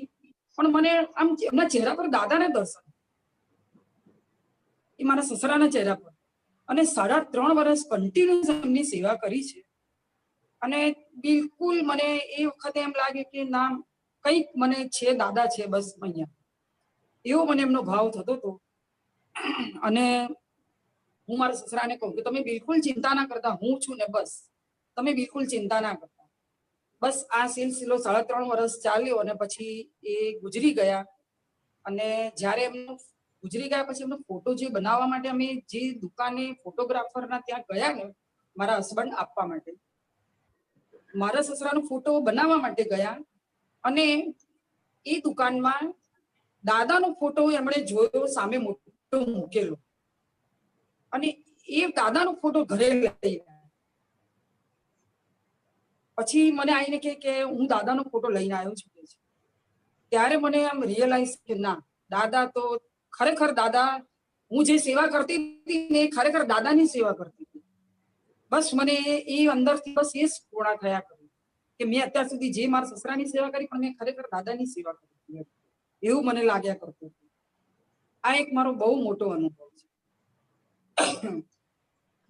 બીજો એક મારો એક અનુભવ છે કે દાદાને આપણે એવું, દાદા એવું કહે છે કે તમે જે ભાવ કરશો, જે નિયમ નિશ્ચિત કરશો, એમ કે કોઈ પણ વસ્તુ તમે કરો એ તો તમારે ભાવ એમ કે ચોક્કસ પૂરા થશે. બસ તમે નિશ્ચિત વસ્તુ રાખજો. એમ આ વસ્તુ દાદાએ કીધેલી છે. આ એક મારો સુરતનો એક દાખલો છે કે સુરત દાદાની જન્મ જયંતિ હતી. અને એ વખતે એવા સંજોગ હતા, થોડા ઘરની આર્થિક પરિસ્થિતિ થોડી કથળી ગઈ હતી. અને મારે સુરત જન્મ જયંતિમાં આવું હતું. મેં બેગ ભરીને તૈયાર રાખી હતી 2 દિવસથી, અને હું આવી નથી. અને મને એમ થાય કે હું જઈશ. મેં સુરત કોઈ દિવસ જોયેલું નહીં, પહેલી વાર જવાનું હતું મારે, અને એકલાય જવાનું હતું. એટલે મારું મન એમ થતું હતું કે જઈશ, ખર્ચો વધી જશે, શું થશે, કેવી રીતે હું જઈશ, અને હું ઘરમાંથી નીકળું નહીં. આ બાજુ મારા મોટી સિસ્ટર છે, એ સુરત પહોંચી ગયા હતા આગલા દિવસે. અને એનો સવારે ફોન આવ્યો કે કલ્પના, તું નથી નીકળી હજી સુરત આવવા માટે? એટલે મેં કીધું ના, હું હજી નથી નીકળી. બેગ તો તૈયાર જ હતી ભરેલી, પણ હું નીકળી નથી શકતી. ખબર નહીં મને શું થયું. અને 11:15 ઇન્ટરસિટી ટ્રેન, 10:15 હું ઘરેથી નીકળી. અને એ વખતે તો એવું કઈ આર્થિક સ્થિતિ નહીં કે હું સ્પેશિયલ રિક્ષા કરીને જઉં. અને હું રિક્ષામાં ગઈ, શટલ રિક્ષા કરીને રેલવે સ્ટેશને કાલુપુર પહોંચી, ટિકિટ લીધી અને 11:45 5 નંબરના પ્લેટફોર્મ પરથી મેં ઇન્ટરસિટી ટ્રેન પકડી. મને કઈ જ આઈડિયા નહીં સુરત કેવી રીતે પહોંચવું, શું છે, કઈ જ નહીં. અને હું ટ્રેનમાં બેસી ગઈ. પછી સુરત મેં ફોનથી પૂછી લીધું કે મારે ક્યાં ઉતરવાનું છે. એટલે મને મારી સિસ્ટરે કીધું કે તું આ જગ્યાએ ઉતરી જજે, સુરત રેલવે સ્ટેશન ઉતરવાનું છે. સુરત રેલવે સ્ટેશને ઉતરી અને મેં પૂછ્યું કે મારે કામરેજ જવું છે. તો કે બેન અહીંયા સામે બસ સ્ટોપ છે, તમને ત્યાંથી બસ મળી જશે. અને હું બસ માટે 10-15 મિનિટ વેઇટ કર્યું અને હું મંદિરે પહોંચી અને રજીસ્ટ્રેશન હું કરાવતી હતી ને સુરતના મંદિરે, અને ત્યાં એક બા આયા. હું એમને ઓળખતી નથી, નામની એક મહાત્મા હતા. અને એ મને આયા અને મને કે કાલની તમારી રાહ જોઉં છું કે હજી સુધી કેમ આવી નથી. અને મને બાલ એ લઈ ગયા, રૂમ ઉપર લઈ ગયા, મને જગ્યા આપી. મને કે આ તારી પથારી છે, તારે અહીંયા રહેવાનું, આ તારી આ જગ્યા છે. અને દાદાની જન્મ જયંતિ બહુ સરસ રીતે ઉજવી, બહુ જ આનંદ થયો. અને પાછા આવવાનું હતું બીજે એ દિવસે. કઈ જ પ્લાનિંગ નતું કે કેવી રીતે મારે પાછા આવવું છે. અને અમદાવાદથી એક અમારા એક રિલેટિવ હતા, એ બરોડાથી આવ્યા હતા ત્યાં આગળ સુરતમાં. એમણે મને પૂછ્યું કે તાર પાછા કેવી રીતે તમે જવાના છો કલ્પનાબેન? મેં કઈ આઈડિયા નથી, મેં કીધું અત્યારે તો મને. અને મને કે અમે અહીંયા ગાડી લઈ આવ્યા છીએ, તો 2 સીટ ખાલી છે, તમે બેસી જજો. હું સુરત થી અમદાવાદ પહોંચી ગઈ જન્મ જયંતિમાં. અને મારે જે મારો ભાવ હતા ને કે મારે પહોંચવું છે. દાદા કે તમે નક્કીપણું રાખજો, જે દાદાએ કીધેલું હતું ને એ નક્કીપણું મારું. બસ મને એમ થઈ ગયું કે દાદાએ કીધું છે નક્કીપણું રાખવાનું, પછી ગમે તેવા વિપરીત સંજોગ આવે પણ હું તમે મારા સત્સંગમાં આવશો, હું તમારું કોઈ પણ વાળ વાંકો નહીં થવા દઉં. એમ એ આ મારા અનુભવ પરથી મને પણ એમ થાય છે કે ના, એ દાદા મને લઈ ગયા, મને દાદા લાયા. કોઈ જ એમાં કોઈ જ બિલકુલ મને તકલીફ નહીં. અને હું એકલી ગઈ હતી, એકલી આવી તો પણ નહીં. બીજું થોડી આર્થિક તકલીફ હતી તો પણ એટલા મારા સંજોગો એટલા સરસ બધા સોલ્વ થઈ ગયા કે મારો એ અનુભવ મારો એટલો બધો અવિસ્મરણીય છે ને કે જેની કોઈ હદ નથી. પછી બીજો એક અનુભવ હતો કે 2018માં અમારે મકાન રિનોવેશન કરાવવાનું હતું. તો અમે 4 થી 5 કોન્ટ્રાક્ટરને બતાવ્યું હતું. તો બધા અલગ અલગ ભાવ કીધા હતા. અને એક કોન્ટ્રાક્ટરે થોડા ઓછા ભાવ કીધા કે અમે તમને 10 લાખમાં મકાન તૈયાર કરી આપીશું. તો અમે એમને આપી દીધું મકાન કરવા માટે, ડાઉન પેમેન્ટ ભરી દીધું. પછી બન્યું એવું કે અમારી સોસાયટીમાંથી કોઈ અમને આવીને મળી ગયા કે તમે આ કોન્ટ્રાક્ટર પાસે એમ કે કામ ના કરો, કે અમારું મકાન એમણે બિલકુલ બગાડ્યું છે. હવે ડાઉન પેમેન્ટ આપી દીધું, બધું નક્કી કરી દીધું, હવે કરવું શું? પછી મેં મારા હસબન્ડે અમે બેઠા શાંતિથી અને નક્કી કર્યું. અમે કીધું કે આપણે એક કામ કરી દાદાને સોંપી દઈએ. કશું કરવું નથી, એ જેવું મકાન બનાવશે દાદાને સોંપી દો. અને 8 મહિના મકાનનું કામ ચાલ્યું. અમે ખાલી એટલું જ કરતા હતા કે જે કોન્ટ્રાક્ટર હતા એમનામાં અમે શુદ્ધાત્માના દર્શન કરીએ. એ આવે એટલે એમના જે કડિયા મજૂર આવે એમાં અમે શુદ્ધાત્માના દર્શન કરીએ, ફાઇલ મૂકીએ. 8 મહિના સુધી અમે પોતે, હું મારા હસબન્ડ નોકરી જઈએ, ઘરે કામ કોન્ટ્રાક્ટર અને મજૂરો કર્યા કરે. એટલું સરસ કામ થયું છે, કોઈ જાતનું જોવાનું નથી. અત્યારે એ બધા આવીને બોલે છે કે તમારું મકાન તો ખરેખર બહુ સરસ બનાવ્યું છે.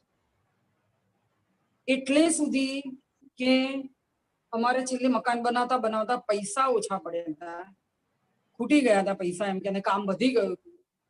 તો એ કોન્ટ્રાક્ટર સામેથી કીધું કે તમે એમ કે બાકી રાખો, પછી આપજો, થોડા આપજો, જેમ સગવડ થાય એમ આપજો. છેલ્લે તો એવું પરિણામ આવ્યું કે થોડી નાની અમાઉન્ટ હતી, 15-17 હજાર રૂપિયા બાકી હતા ને, તેમણે સામેથી લેવાની ના પાડી કે મારે નથી લેવા તમારા પૈસા. તો મેં કીધું કેમ? તો એમણે એવું કીધું કે અત્યાર સુધી મેં જેટલા માણસો પાસે કામ કર્યું છે ને, પણ એ લોકોની દાનત એવી કે મને પૈસા નહીં આપવાની દાનત. પણ ખબર નહીં કે તમે એ લોકો એવા છો ને કે તમે એક જ ફેમિલી તમારું મેં જોયું ને કે ભલે તમારી પાસે પૈસા છે કે નથી, પણ તમારી આમ કે અંદરથી જ એવું છે કે ના મારે અમને પૈસા ચૂકવી દેવા, મારે અમને પૈસા ચૂકવી દેવા છે કે તમારી આ વાત ઉપરથી બસ મને સ્પર્શી જાય છે અને હું આ પૈસા કે મારે છેલ્લે નથી લેવા. અને અત્યારે હાલના સંજોગો એવા છે કે અમે એક ફોન એમને કરીએ ને નાના મોટા કામ માટે, એક જ ફોને એ કોન્ટ્રાક્ટર અમારા ઘરે આવીને ઉભા રહે છે. આ દાદાનો એટલો સૌથી મોટો અનુભવ છે ને કે અમે બસ ખાલી એક ફાઇલ મૂકી અને દાદાને કામ સોંપી દીધું અને અમારું કામ એટલું સરસ થયું છે ને કે જેની કોઈ સીમા નહીં. બીજો એક મારો એક અનુભવ છે કે હું એક અનાથ આશ્રમ સંસ્થામાં કામ કરું છું, નોકરી કરું છું. હું શિક્ષક છું સ્કૂલમાં, અને મારા આશ્રમમાં અનાથ બાળકો ભણવા આવે છે. એમાં હમણાં છેલ્લે ગયા ઓગસ્ટ મહિનામાં 2 દીકરીઓ આવી હતી. એ 2 દીકરીઓ એવી દીકરીઓ હતી કે જે બાળકોને બહુ જ નાના હોય છે અને એમને રેલવે સ્ટેશન ઉપરથી જે બાળકોને આ અપહરણ કરીને લઈ જાય છે ને એમાંની દીકરીઓ હતી.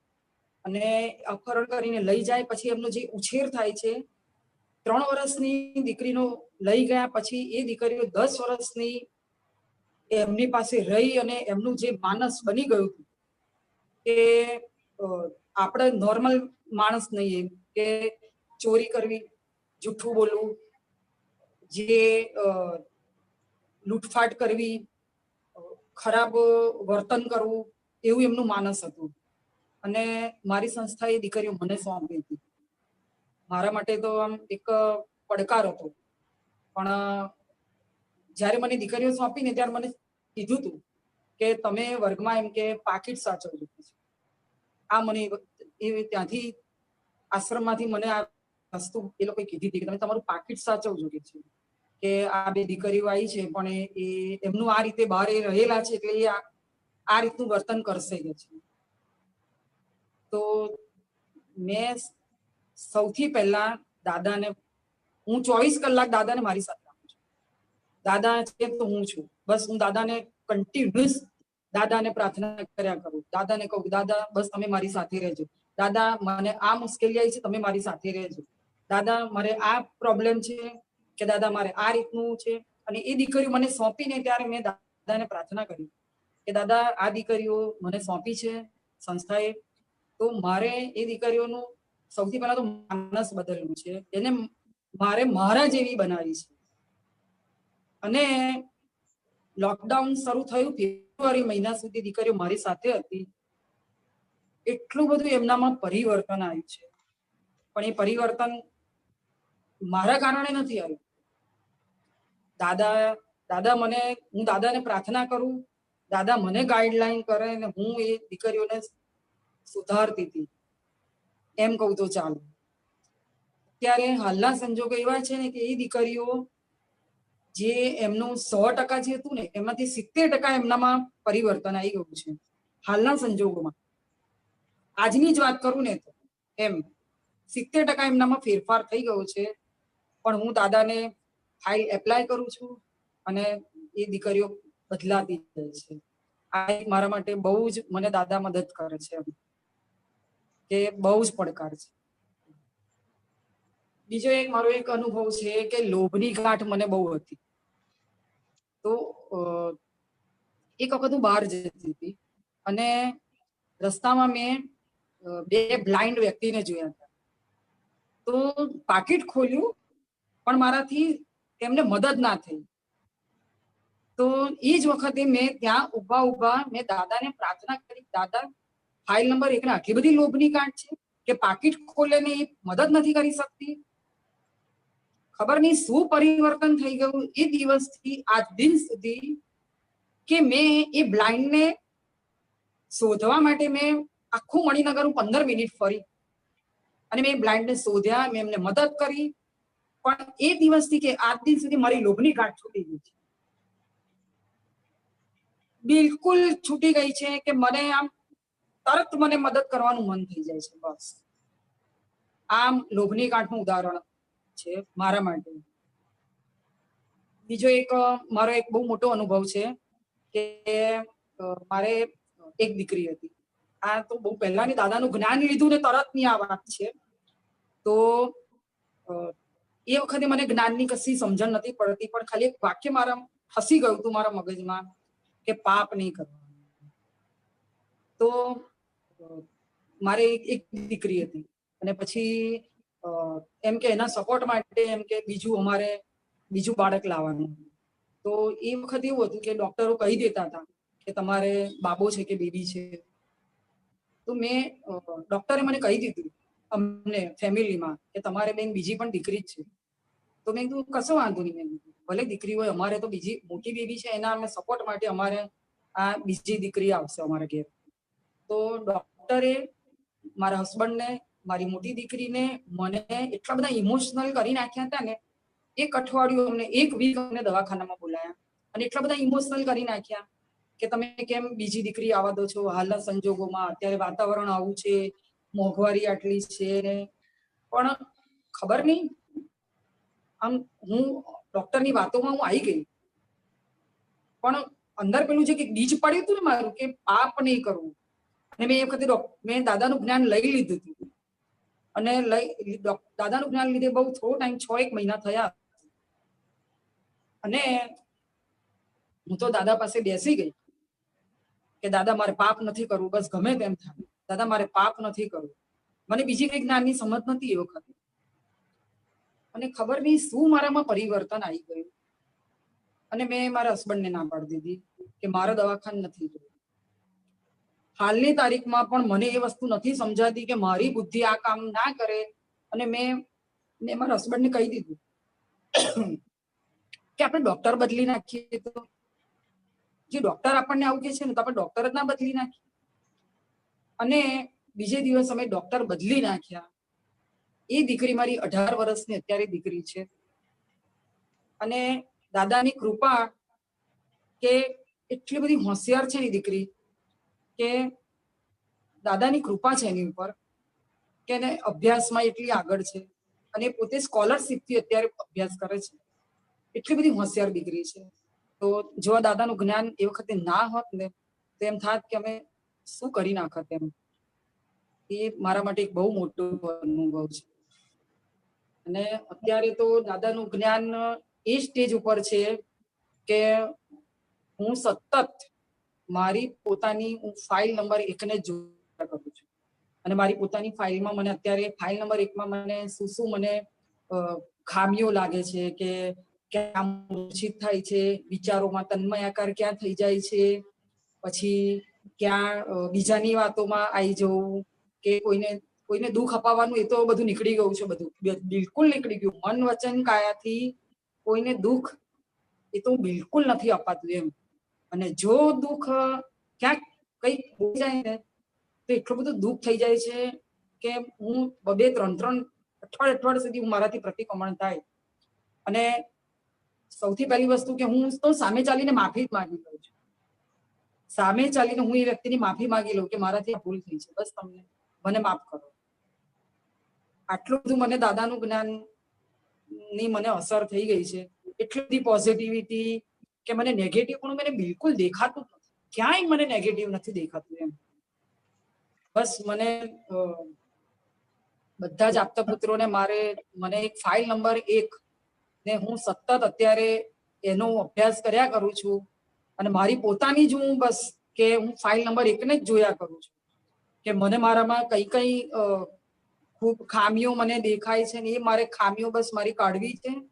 અને બસ મારો એક જ પ્રોગ્રેસ છે કે મારે દાદા જેવા બનવું છે. બસ મારે દાદા જેવા બનવું છે કે દાદા જેવા ચોખ્ખા. બસ કે જયારે હું દાદાની પાસે જઉં ને ત્યારે બસ હું એમ જ કહું કે ના, મને દાદા એમ કે ના બસ તું મારા જેવી. બસ મારે આટલી જ મારે દાદાને હું પ્રાર્થના કરું છું. બસ સતત હું પ્રાર્થના કરું છું કે દાદા મને તમારા જેવા, બસ મને તમારા જેવા. મને એક કલ્પના એક ફાઇલ ઉપર એક ડહગ ના હોય, બસ એક ડહગ ના હોય. બસ મને બધા જ મને આશીર્વાદ આપો. જય સચ્ચિદાનંદ. ખૂબ સરસ. જય સચ્ચિદાનંદ. એક ડાઘ ના હોય એટલે શું વાત કરો છો, આટલું સરસ. એને ઇંગ્લિશમાં કન્વિક્શન કહે છે, હવે મને ગુજરાતી એનું ખબર નથી, પણ બહુ સરસ. અને તમારી આ ભાવના ચોક્કસ પૂરી થશે. આટલું બધું પૂરું થયું તો દાદા તો તમને, અને દાદા તો બધાનું સાંભળે છે, અને જે દાદાને આવી રીતે સતત સાંભળતા હોય, વાત કરતા હોય, આટલે બધા એક ભૂલ નથી કરવી, પાપ નથી કરવું. બહુ સરસ. સતત દાદાની સાથે હું વાતો કરું છું, સતત મારી સાથે દાદા હોય છે. બસ બસ મને એમ જ લાગે છે કે દાદા છે તો હું છું. બસ વાત સાચી છે. દાદા જે અમે તો ખાલી શબ્દથી કહીએ, પણ તમે તો બહુ સારી રીતે જીવી જાણ્યા છે દાદાને. That is wonderful. અને દાદાએ કીધું છે કે દેખાય છે એ દાદા નથી, અંદર જે છે જ્ઞાન સ્વરૂપ એ દાદા છે. અને કદાચ તમે એમ એ અંદરના દાદાને લક્ષમાં રાખીને તમારા સસરાની ખૂબ સારી રીતે સેવા કરી. મને દાદા હતા એમ. બસ સામાન્ય રીતે એમ કહેવાય છે, મા બાપની સેવા કરે તો એમને ક્યારેય દુઃખ નહીં થાય, જીવનમાં ક્યારેય દુઃખી નહીં થાય. હવે જે પરણીને ગયેલા છે બેન, તમે જેમ કહો કે તમે પરણીને ગયેલા છો, તો તમારા માટે સાસુ સસરા જે તમારા માટે મા બાપ છે. હવે તમે એમની આ રીતની સેવા કરી, ધન્ય. બહુ સરસ, બહુ સરસ. તમારો દાખલાથી તો કેટલા લોકોને પ્રેરણા મળશે આ, ડેફિનેટલી. બરાબર. હા બોલો. મને આ બધા જ આપતા પુત્રો મને આશીર્વાદ આપો કે હું મારા જે સ્કૂલના અનાથ બાળકોની હું જે અત્યારે સેવા કરું છું ને, બસ એમાં હું આગળ વધું. અને બસ હા, એ જરૂરી છે. અને તમારી જે સ્થિતિ છે ને, તમારી જે ભાવના છે, અને તમારી જે ઉત્સુકતા છે ને, દાદા માટે તમારો ભાવ છે ને, તો તમે માંગો. પેલા કહે છે ને કે માંગનાર હોય એવા સુપાત્ર, તો આશીર્વાદ આપવા જ પડે. મળે છે મને બહુ જ દાદા આશીર્વાદ આપે છે. મને દેખાય છે. અરે તમે મારે દાદાને એટલી બધી વાર થેન્ક યુ કેવું પડે છે ને કે દાદા થેન્ક યુ, આટલું બધું મને તમે સપોર્ટ કરો છો, આટલું બધું મને તમે સપોર્ટ કરો છો. વાત સાચી છે. મારે બહુ. હા, આના પરથી શું કહેવાય કે જ્ઞાન તો બધાને મળ્યું, જ્ઞાન બધાને મળે છે, પણ એ જ્ઞાન મળ્યા પછી દાદા જોડે કેવી રીતે રહે છે. એક પાપ નથી કરવું, સામે કેટલો ખુલ્લો કે તમને સંજોગ આવ્યો પણ નહીં, નથી કરવું. અને દાદાને પકડી રાખ્યા, અને દાદાએ કીધું કે મને સમાધાન આપો. શું વાત કરવી. દાદા મારી સાથે છે. બસ સતત દાદા મારી સાથે છે. બસ બહુ સરસ. બીજી એક સુરતમાં જન્મ જયંતિની વાત કરી, કેમના મારા માટે એટલો બધો મોટો અનુભવ છે ને. એ વખતે તો મને એટલી બધી મને તકલીફ હતી ને, મને આર્થિક, મારા હસબન્ડની સર્વિસ જતી રહી હતી, અને દિવાળીનો ટાઈમ હતો, અને મારે સુરત આવું, મેં બેગ ભરીને તૈયાર રાખી હતી, હું નીકળી નથી શકતી. અને દીપક આનંદજી, અત્યારે મને યાદ છે કે હું 70 રૂપિયામાં હું સુરત થી અમદાવાદ પાછી આવી છું. 70 રૂપિયામાં. ના, વાત સાચી છે. દાદા કહે છે ને કે તમે ભાવ રાખજો ને, અને તમે નિશ્ચિતપણું રાખજો, એ તમારું ચોક્કસ હું પૂરા કરીશ.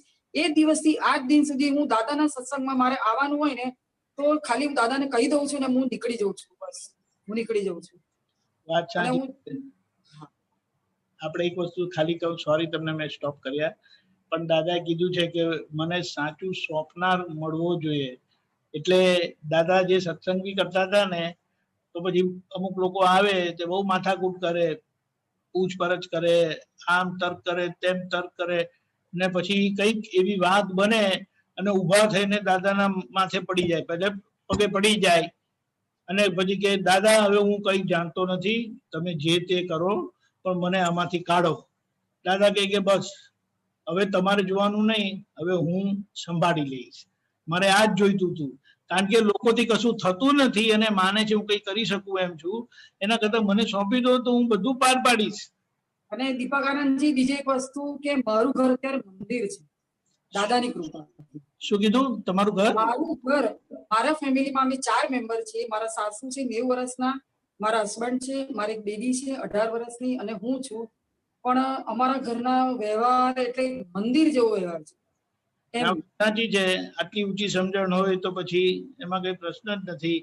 અને જે પેલો રેનોવેશન ની વાત કરી તમે, બહુ મોટી વસ્તુ છે દીપાકાનંદજી. લોકો કહેતા હતા એવા આવડા કોન્ટ્રાક્ટર આવેલા, પણ જે દાદા કીધું છે કે શુદ્ધાત્મા ના દર્શન કરી કોન્ટ્રાક્ટરના કડિયાના જે બધા કામ કરનાર આવતા હતા, અને જે દાદાને પ્રાર્થના કરી, દાદાએ કીધું કે જગત તમારો પડઘો છે, તમારું જ પ્રતિબિંબ છે, તો હવે તમને જે ઊંધો હોય ને એને સીધું થવું પડે.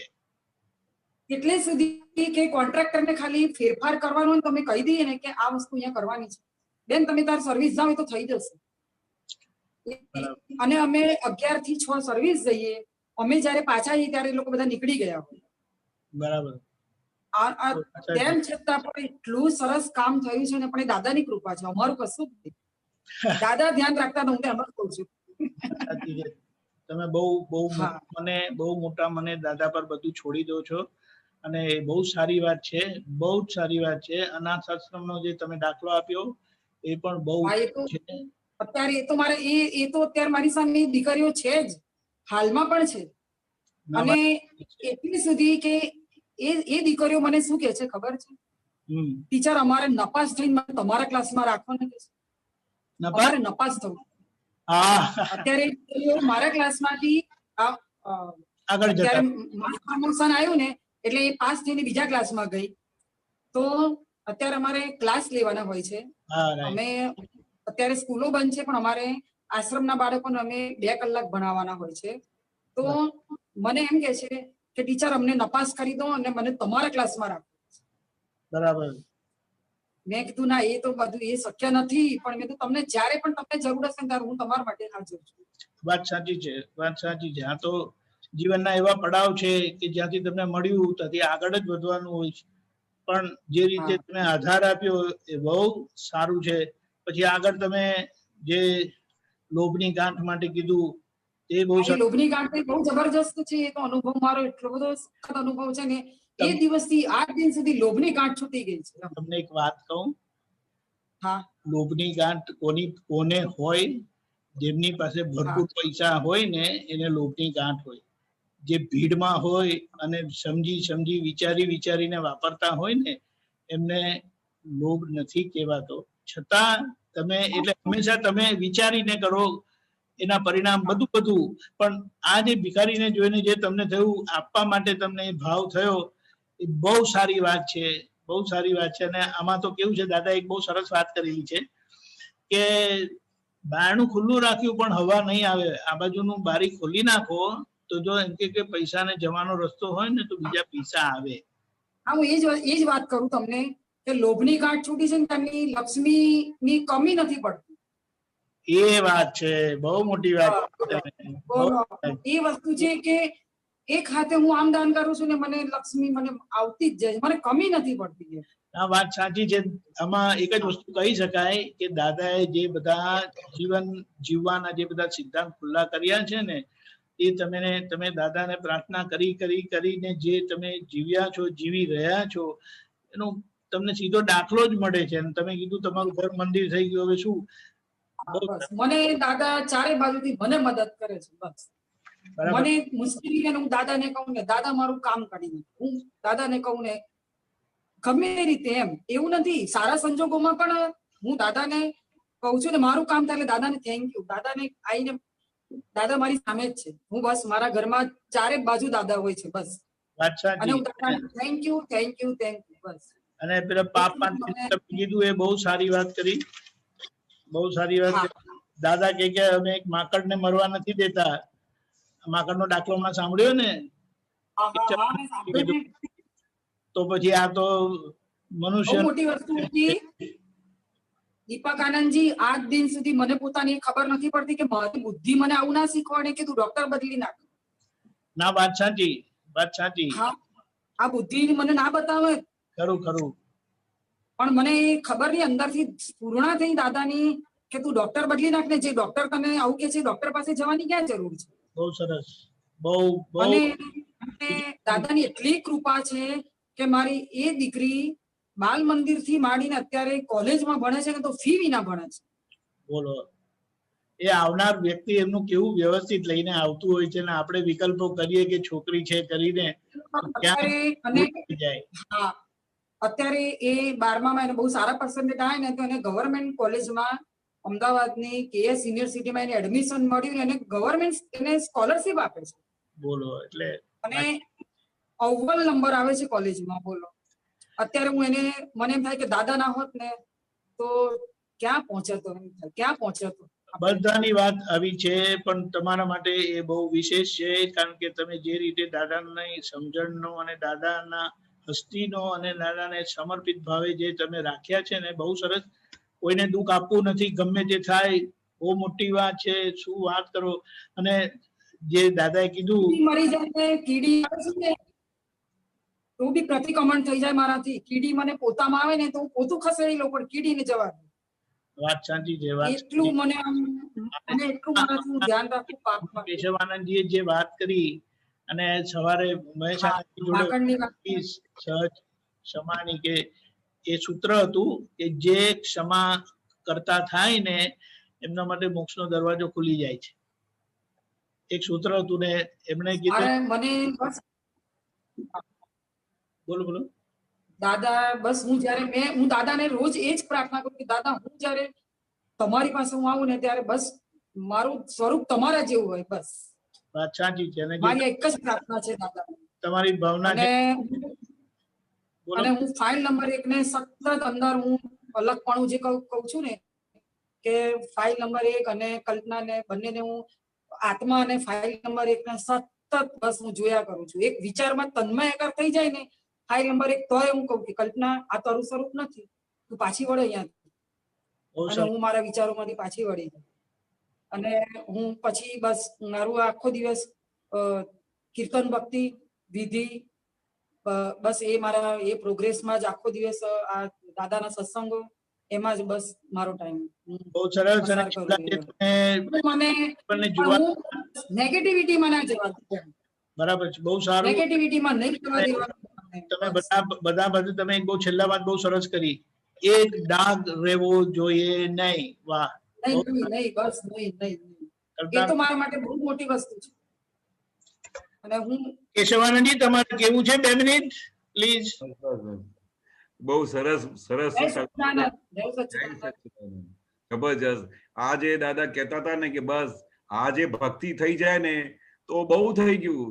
દાદા હાજર રહે અને 24 કલાક દાદા હાજર રહે અને મને દાદા જેવું થવું છે એવું અંદર ખાને થઈ જાય એટલે સમજો કે આપણું કામ થઈ ગયું.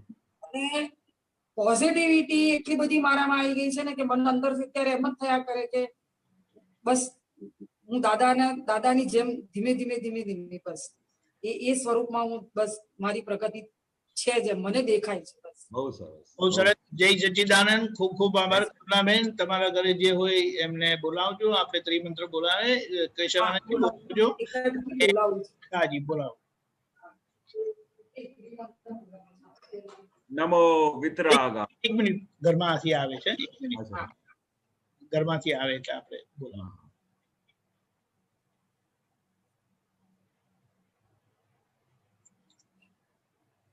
આવી ગયા. જય સચ્ચિદાનંદ. જય સચ્ચિદાનંદ. ઓકે ચાલો બોલાવો. 1 મિનિટ કેશવાનંદજી બોલાવે છે તમે ફોલો કરજો. હા. નમો વિતરાગાય. નમો વિતરાગાય. નમો અરિહંતાણમ. નમો અરિહંતાણમ. નમો સિદ્ધાણમ. નમો સિદ્ધાણમ. નમો આયરિયાણમ. નમો આયરિયાણમ. નમો વજ્રાયાણમ. નમો વજ્રાયાણમ. નમો લોય સવ સાહુણમ. નમો લોય સવ સાહુણમ. એસો પંચન મુક્કારો. એસો પંચન મુક્કારો. સવ પાવપણાસનો. સવ પાવપણાસનો. મંગલાણમ ચ સવ્વેસિમ. મંગલાણમ ચ સવ્વેસિમ. પરમં હવૈ મંગલમ. પરમં હવૈ મંગલમ. ઓમ નમો ભગવતે વાસુદેવાય. ઓમ નમો ભગવતે વાસુદેવાય. ઓમ નમઃ શિવાય. ઓમ નમઃ શિવાય. જય સચ્ચિદાનંદ. જય સચ્ચિદાનંદ. જય સચ્ચિદાનંદ. જય સચ્ચિદાનંદ. બધા લોકોનું બહુ એપ્રિસિએશન આવ્યું. બહુ સરસ અનુભવ, હૃદય સ્પર્શી અનુભવ, ફેબ્યુલસ અનુભવ. દાદા ને સોંપ્યા પછી આવું તો કે થેન્ક યુ ફોર શેરિંગ કરીને આવ્યું છે. દાદાને પામી ગયા તો શુદ્ધ થઈ ગયા. બહુ સરસ, ખૂબ જ સરસ. જય સચ્ચિદાનંદ. ખૂબ ખૂબ આભાર. ભાઈનું નામ છે એન પરથી નામ શું એમનું? નિખિલભાઈ. નિખિલભાઈ. જય સચ્ચિદાનંદ. બહુ સરસ, ખૂબ ખૂબ આભાર. જય સચ્ચિદાનંદ. જય સચ્ચિદાનંદ.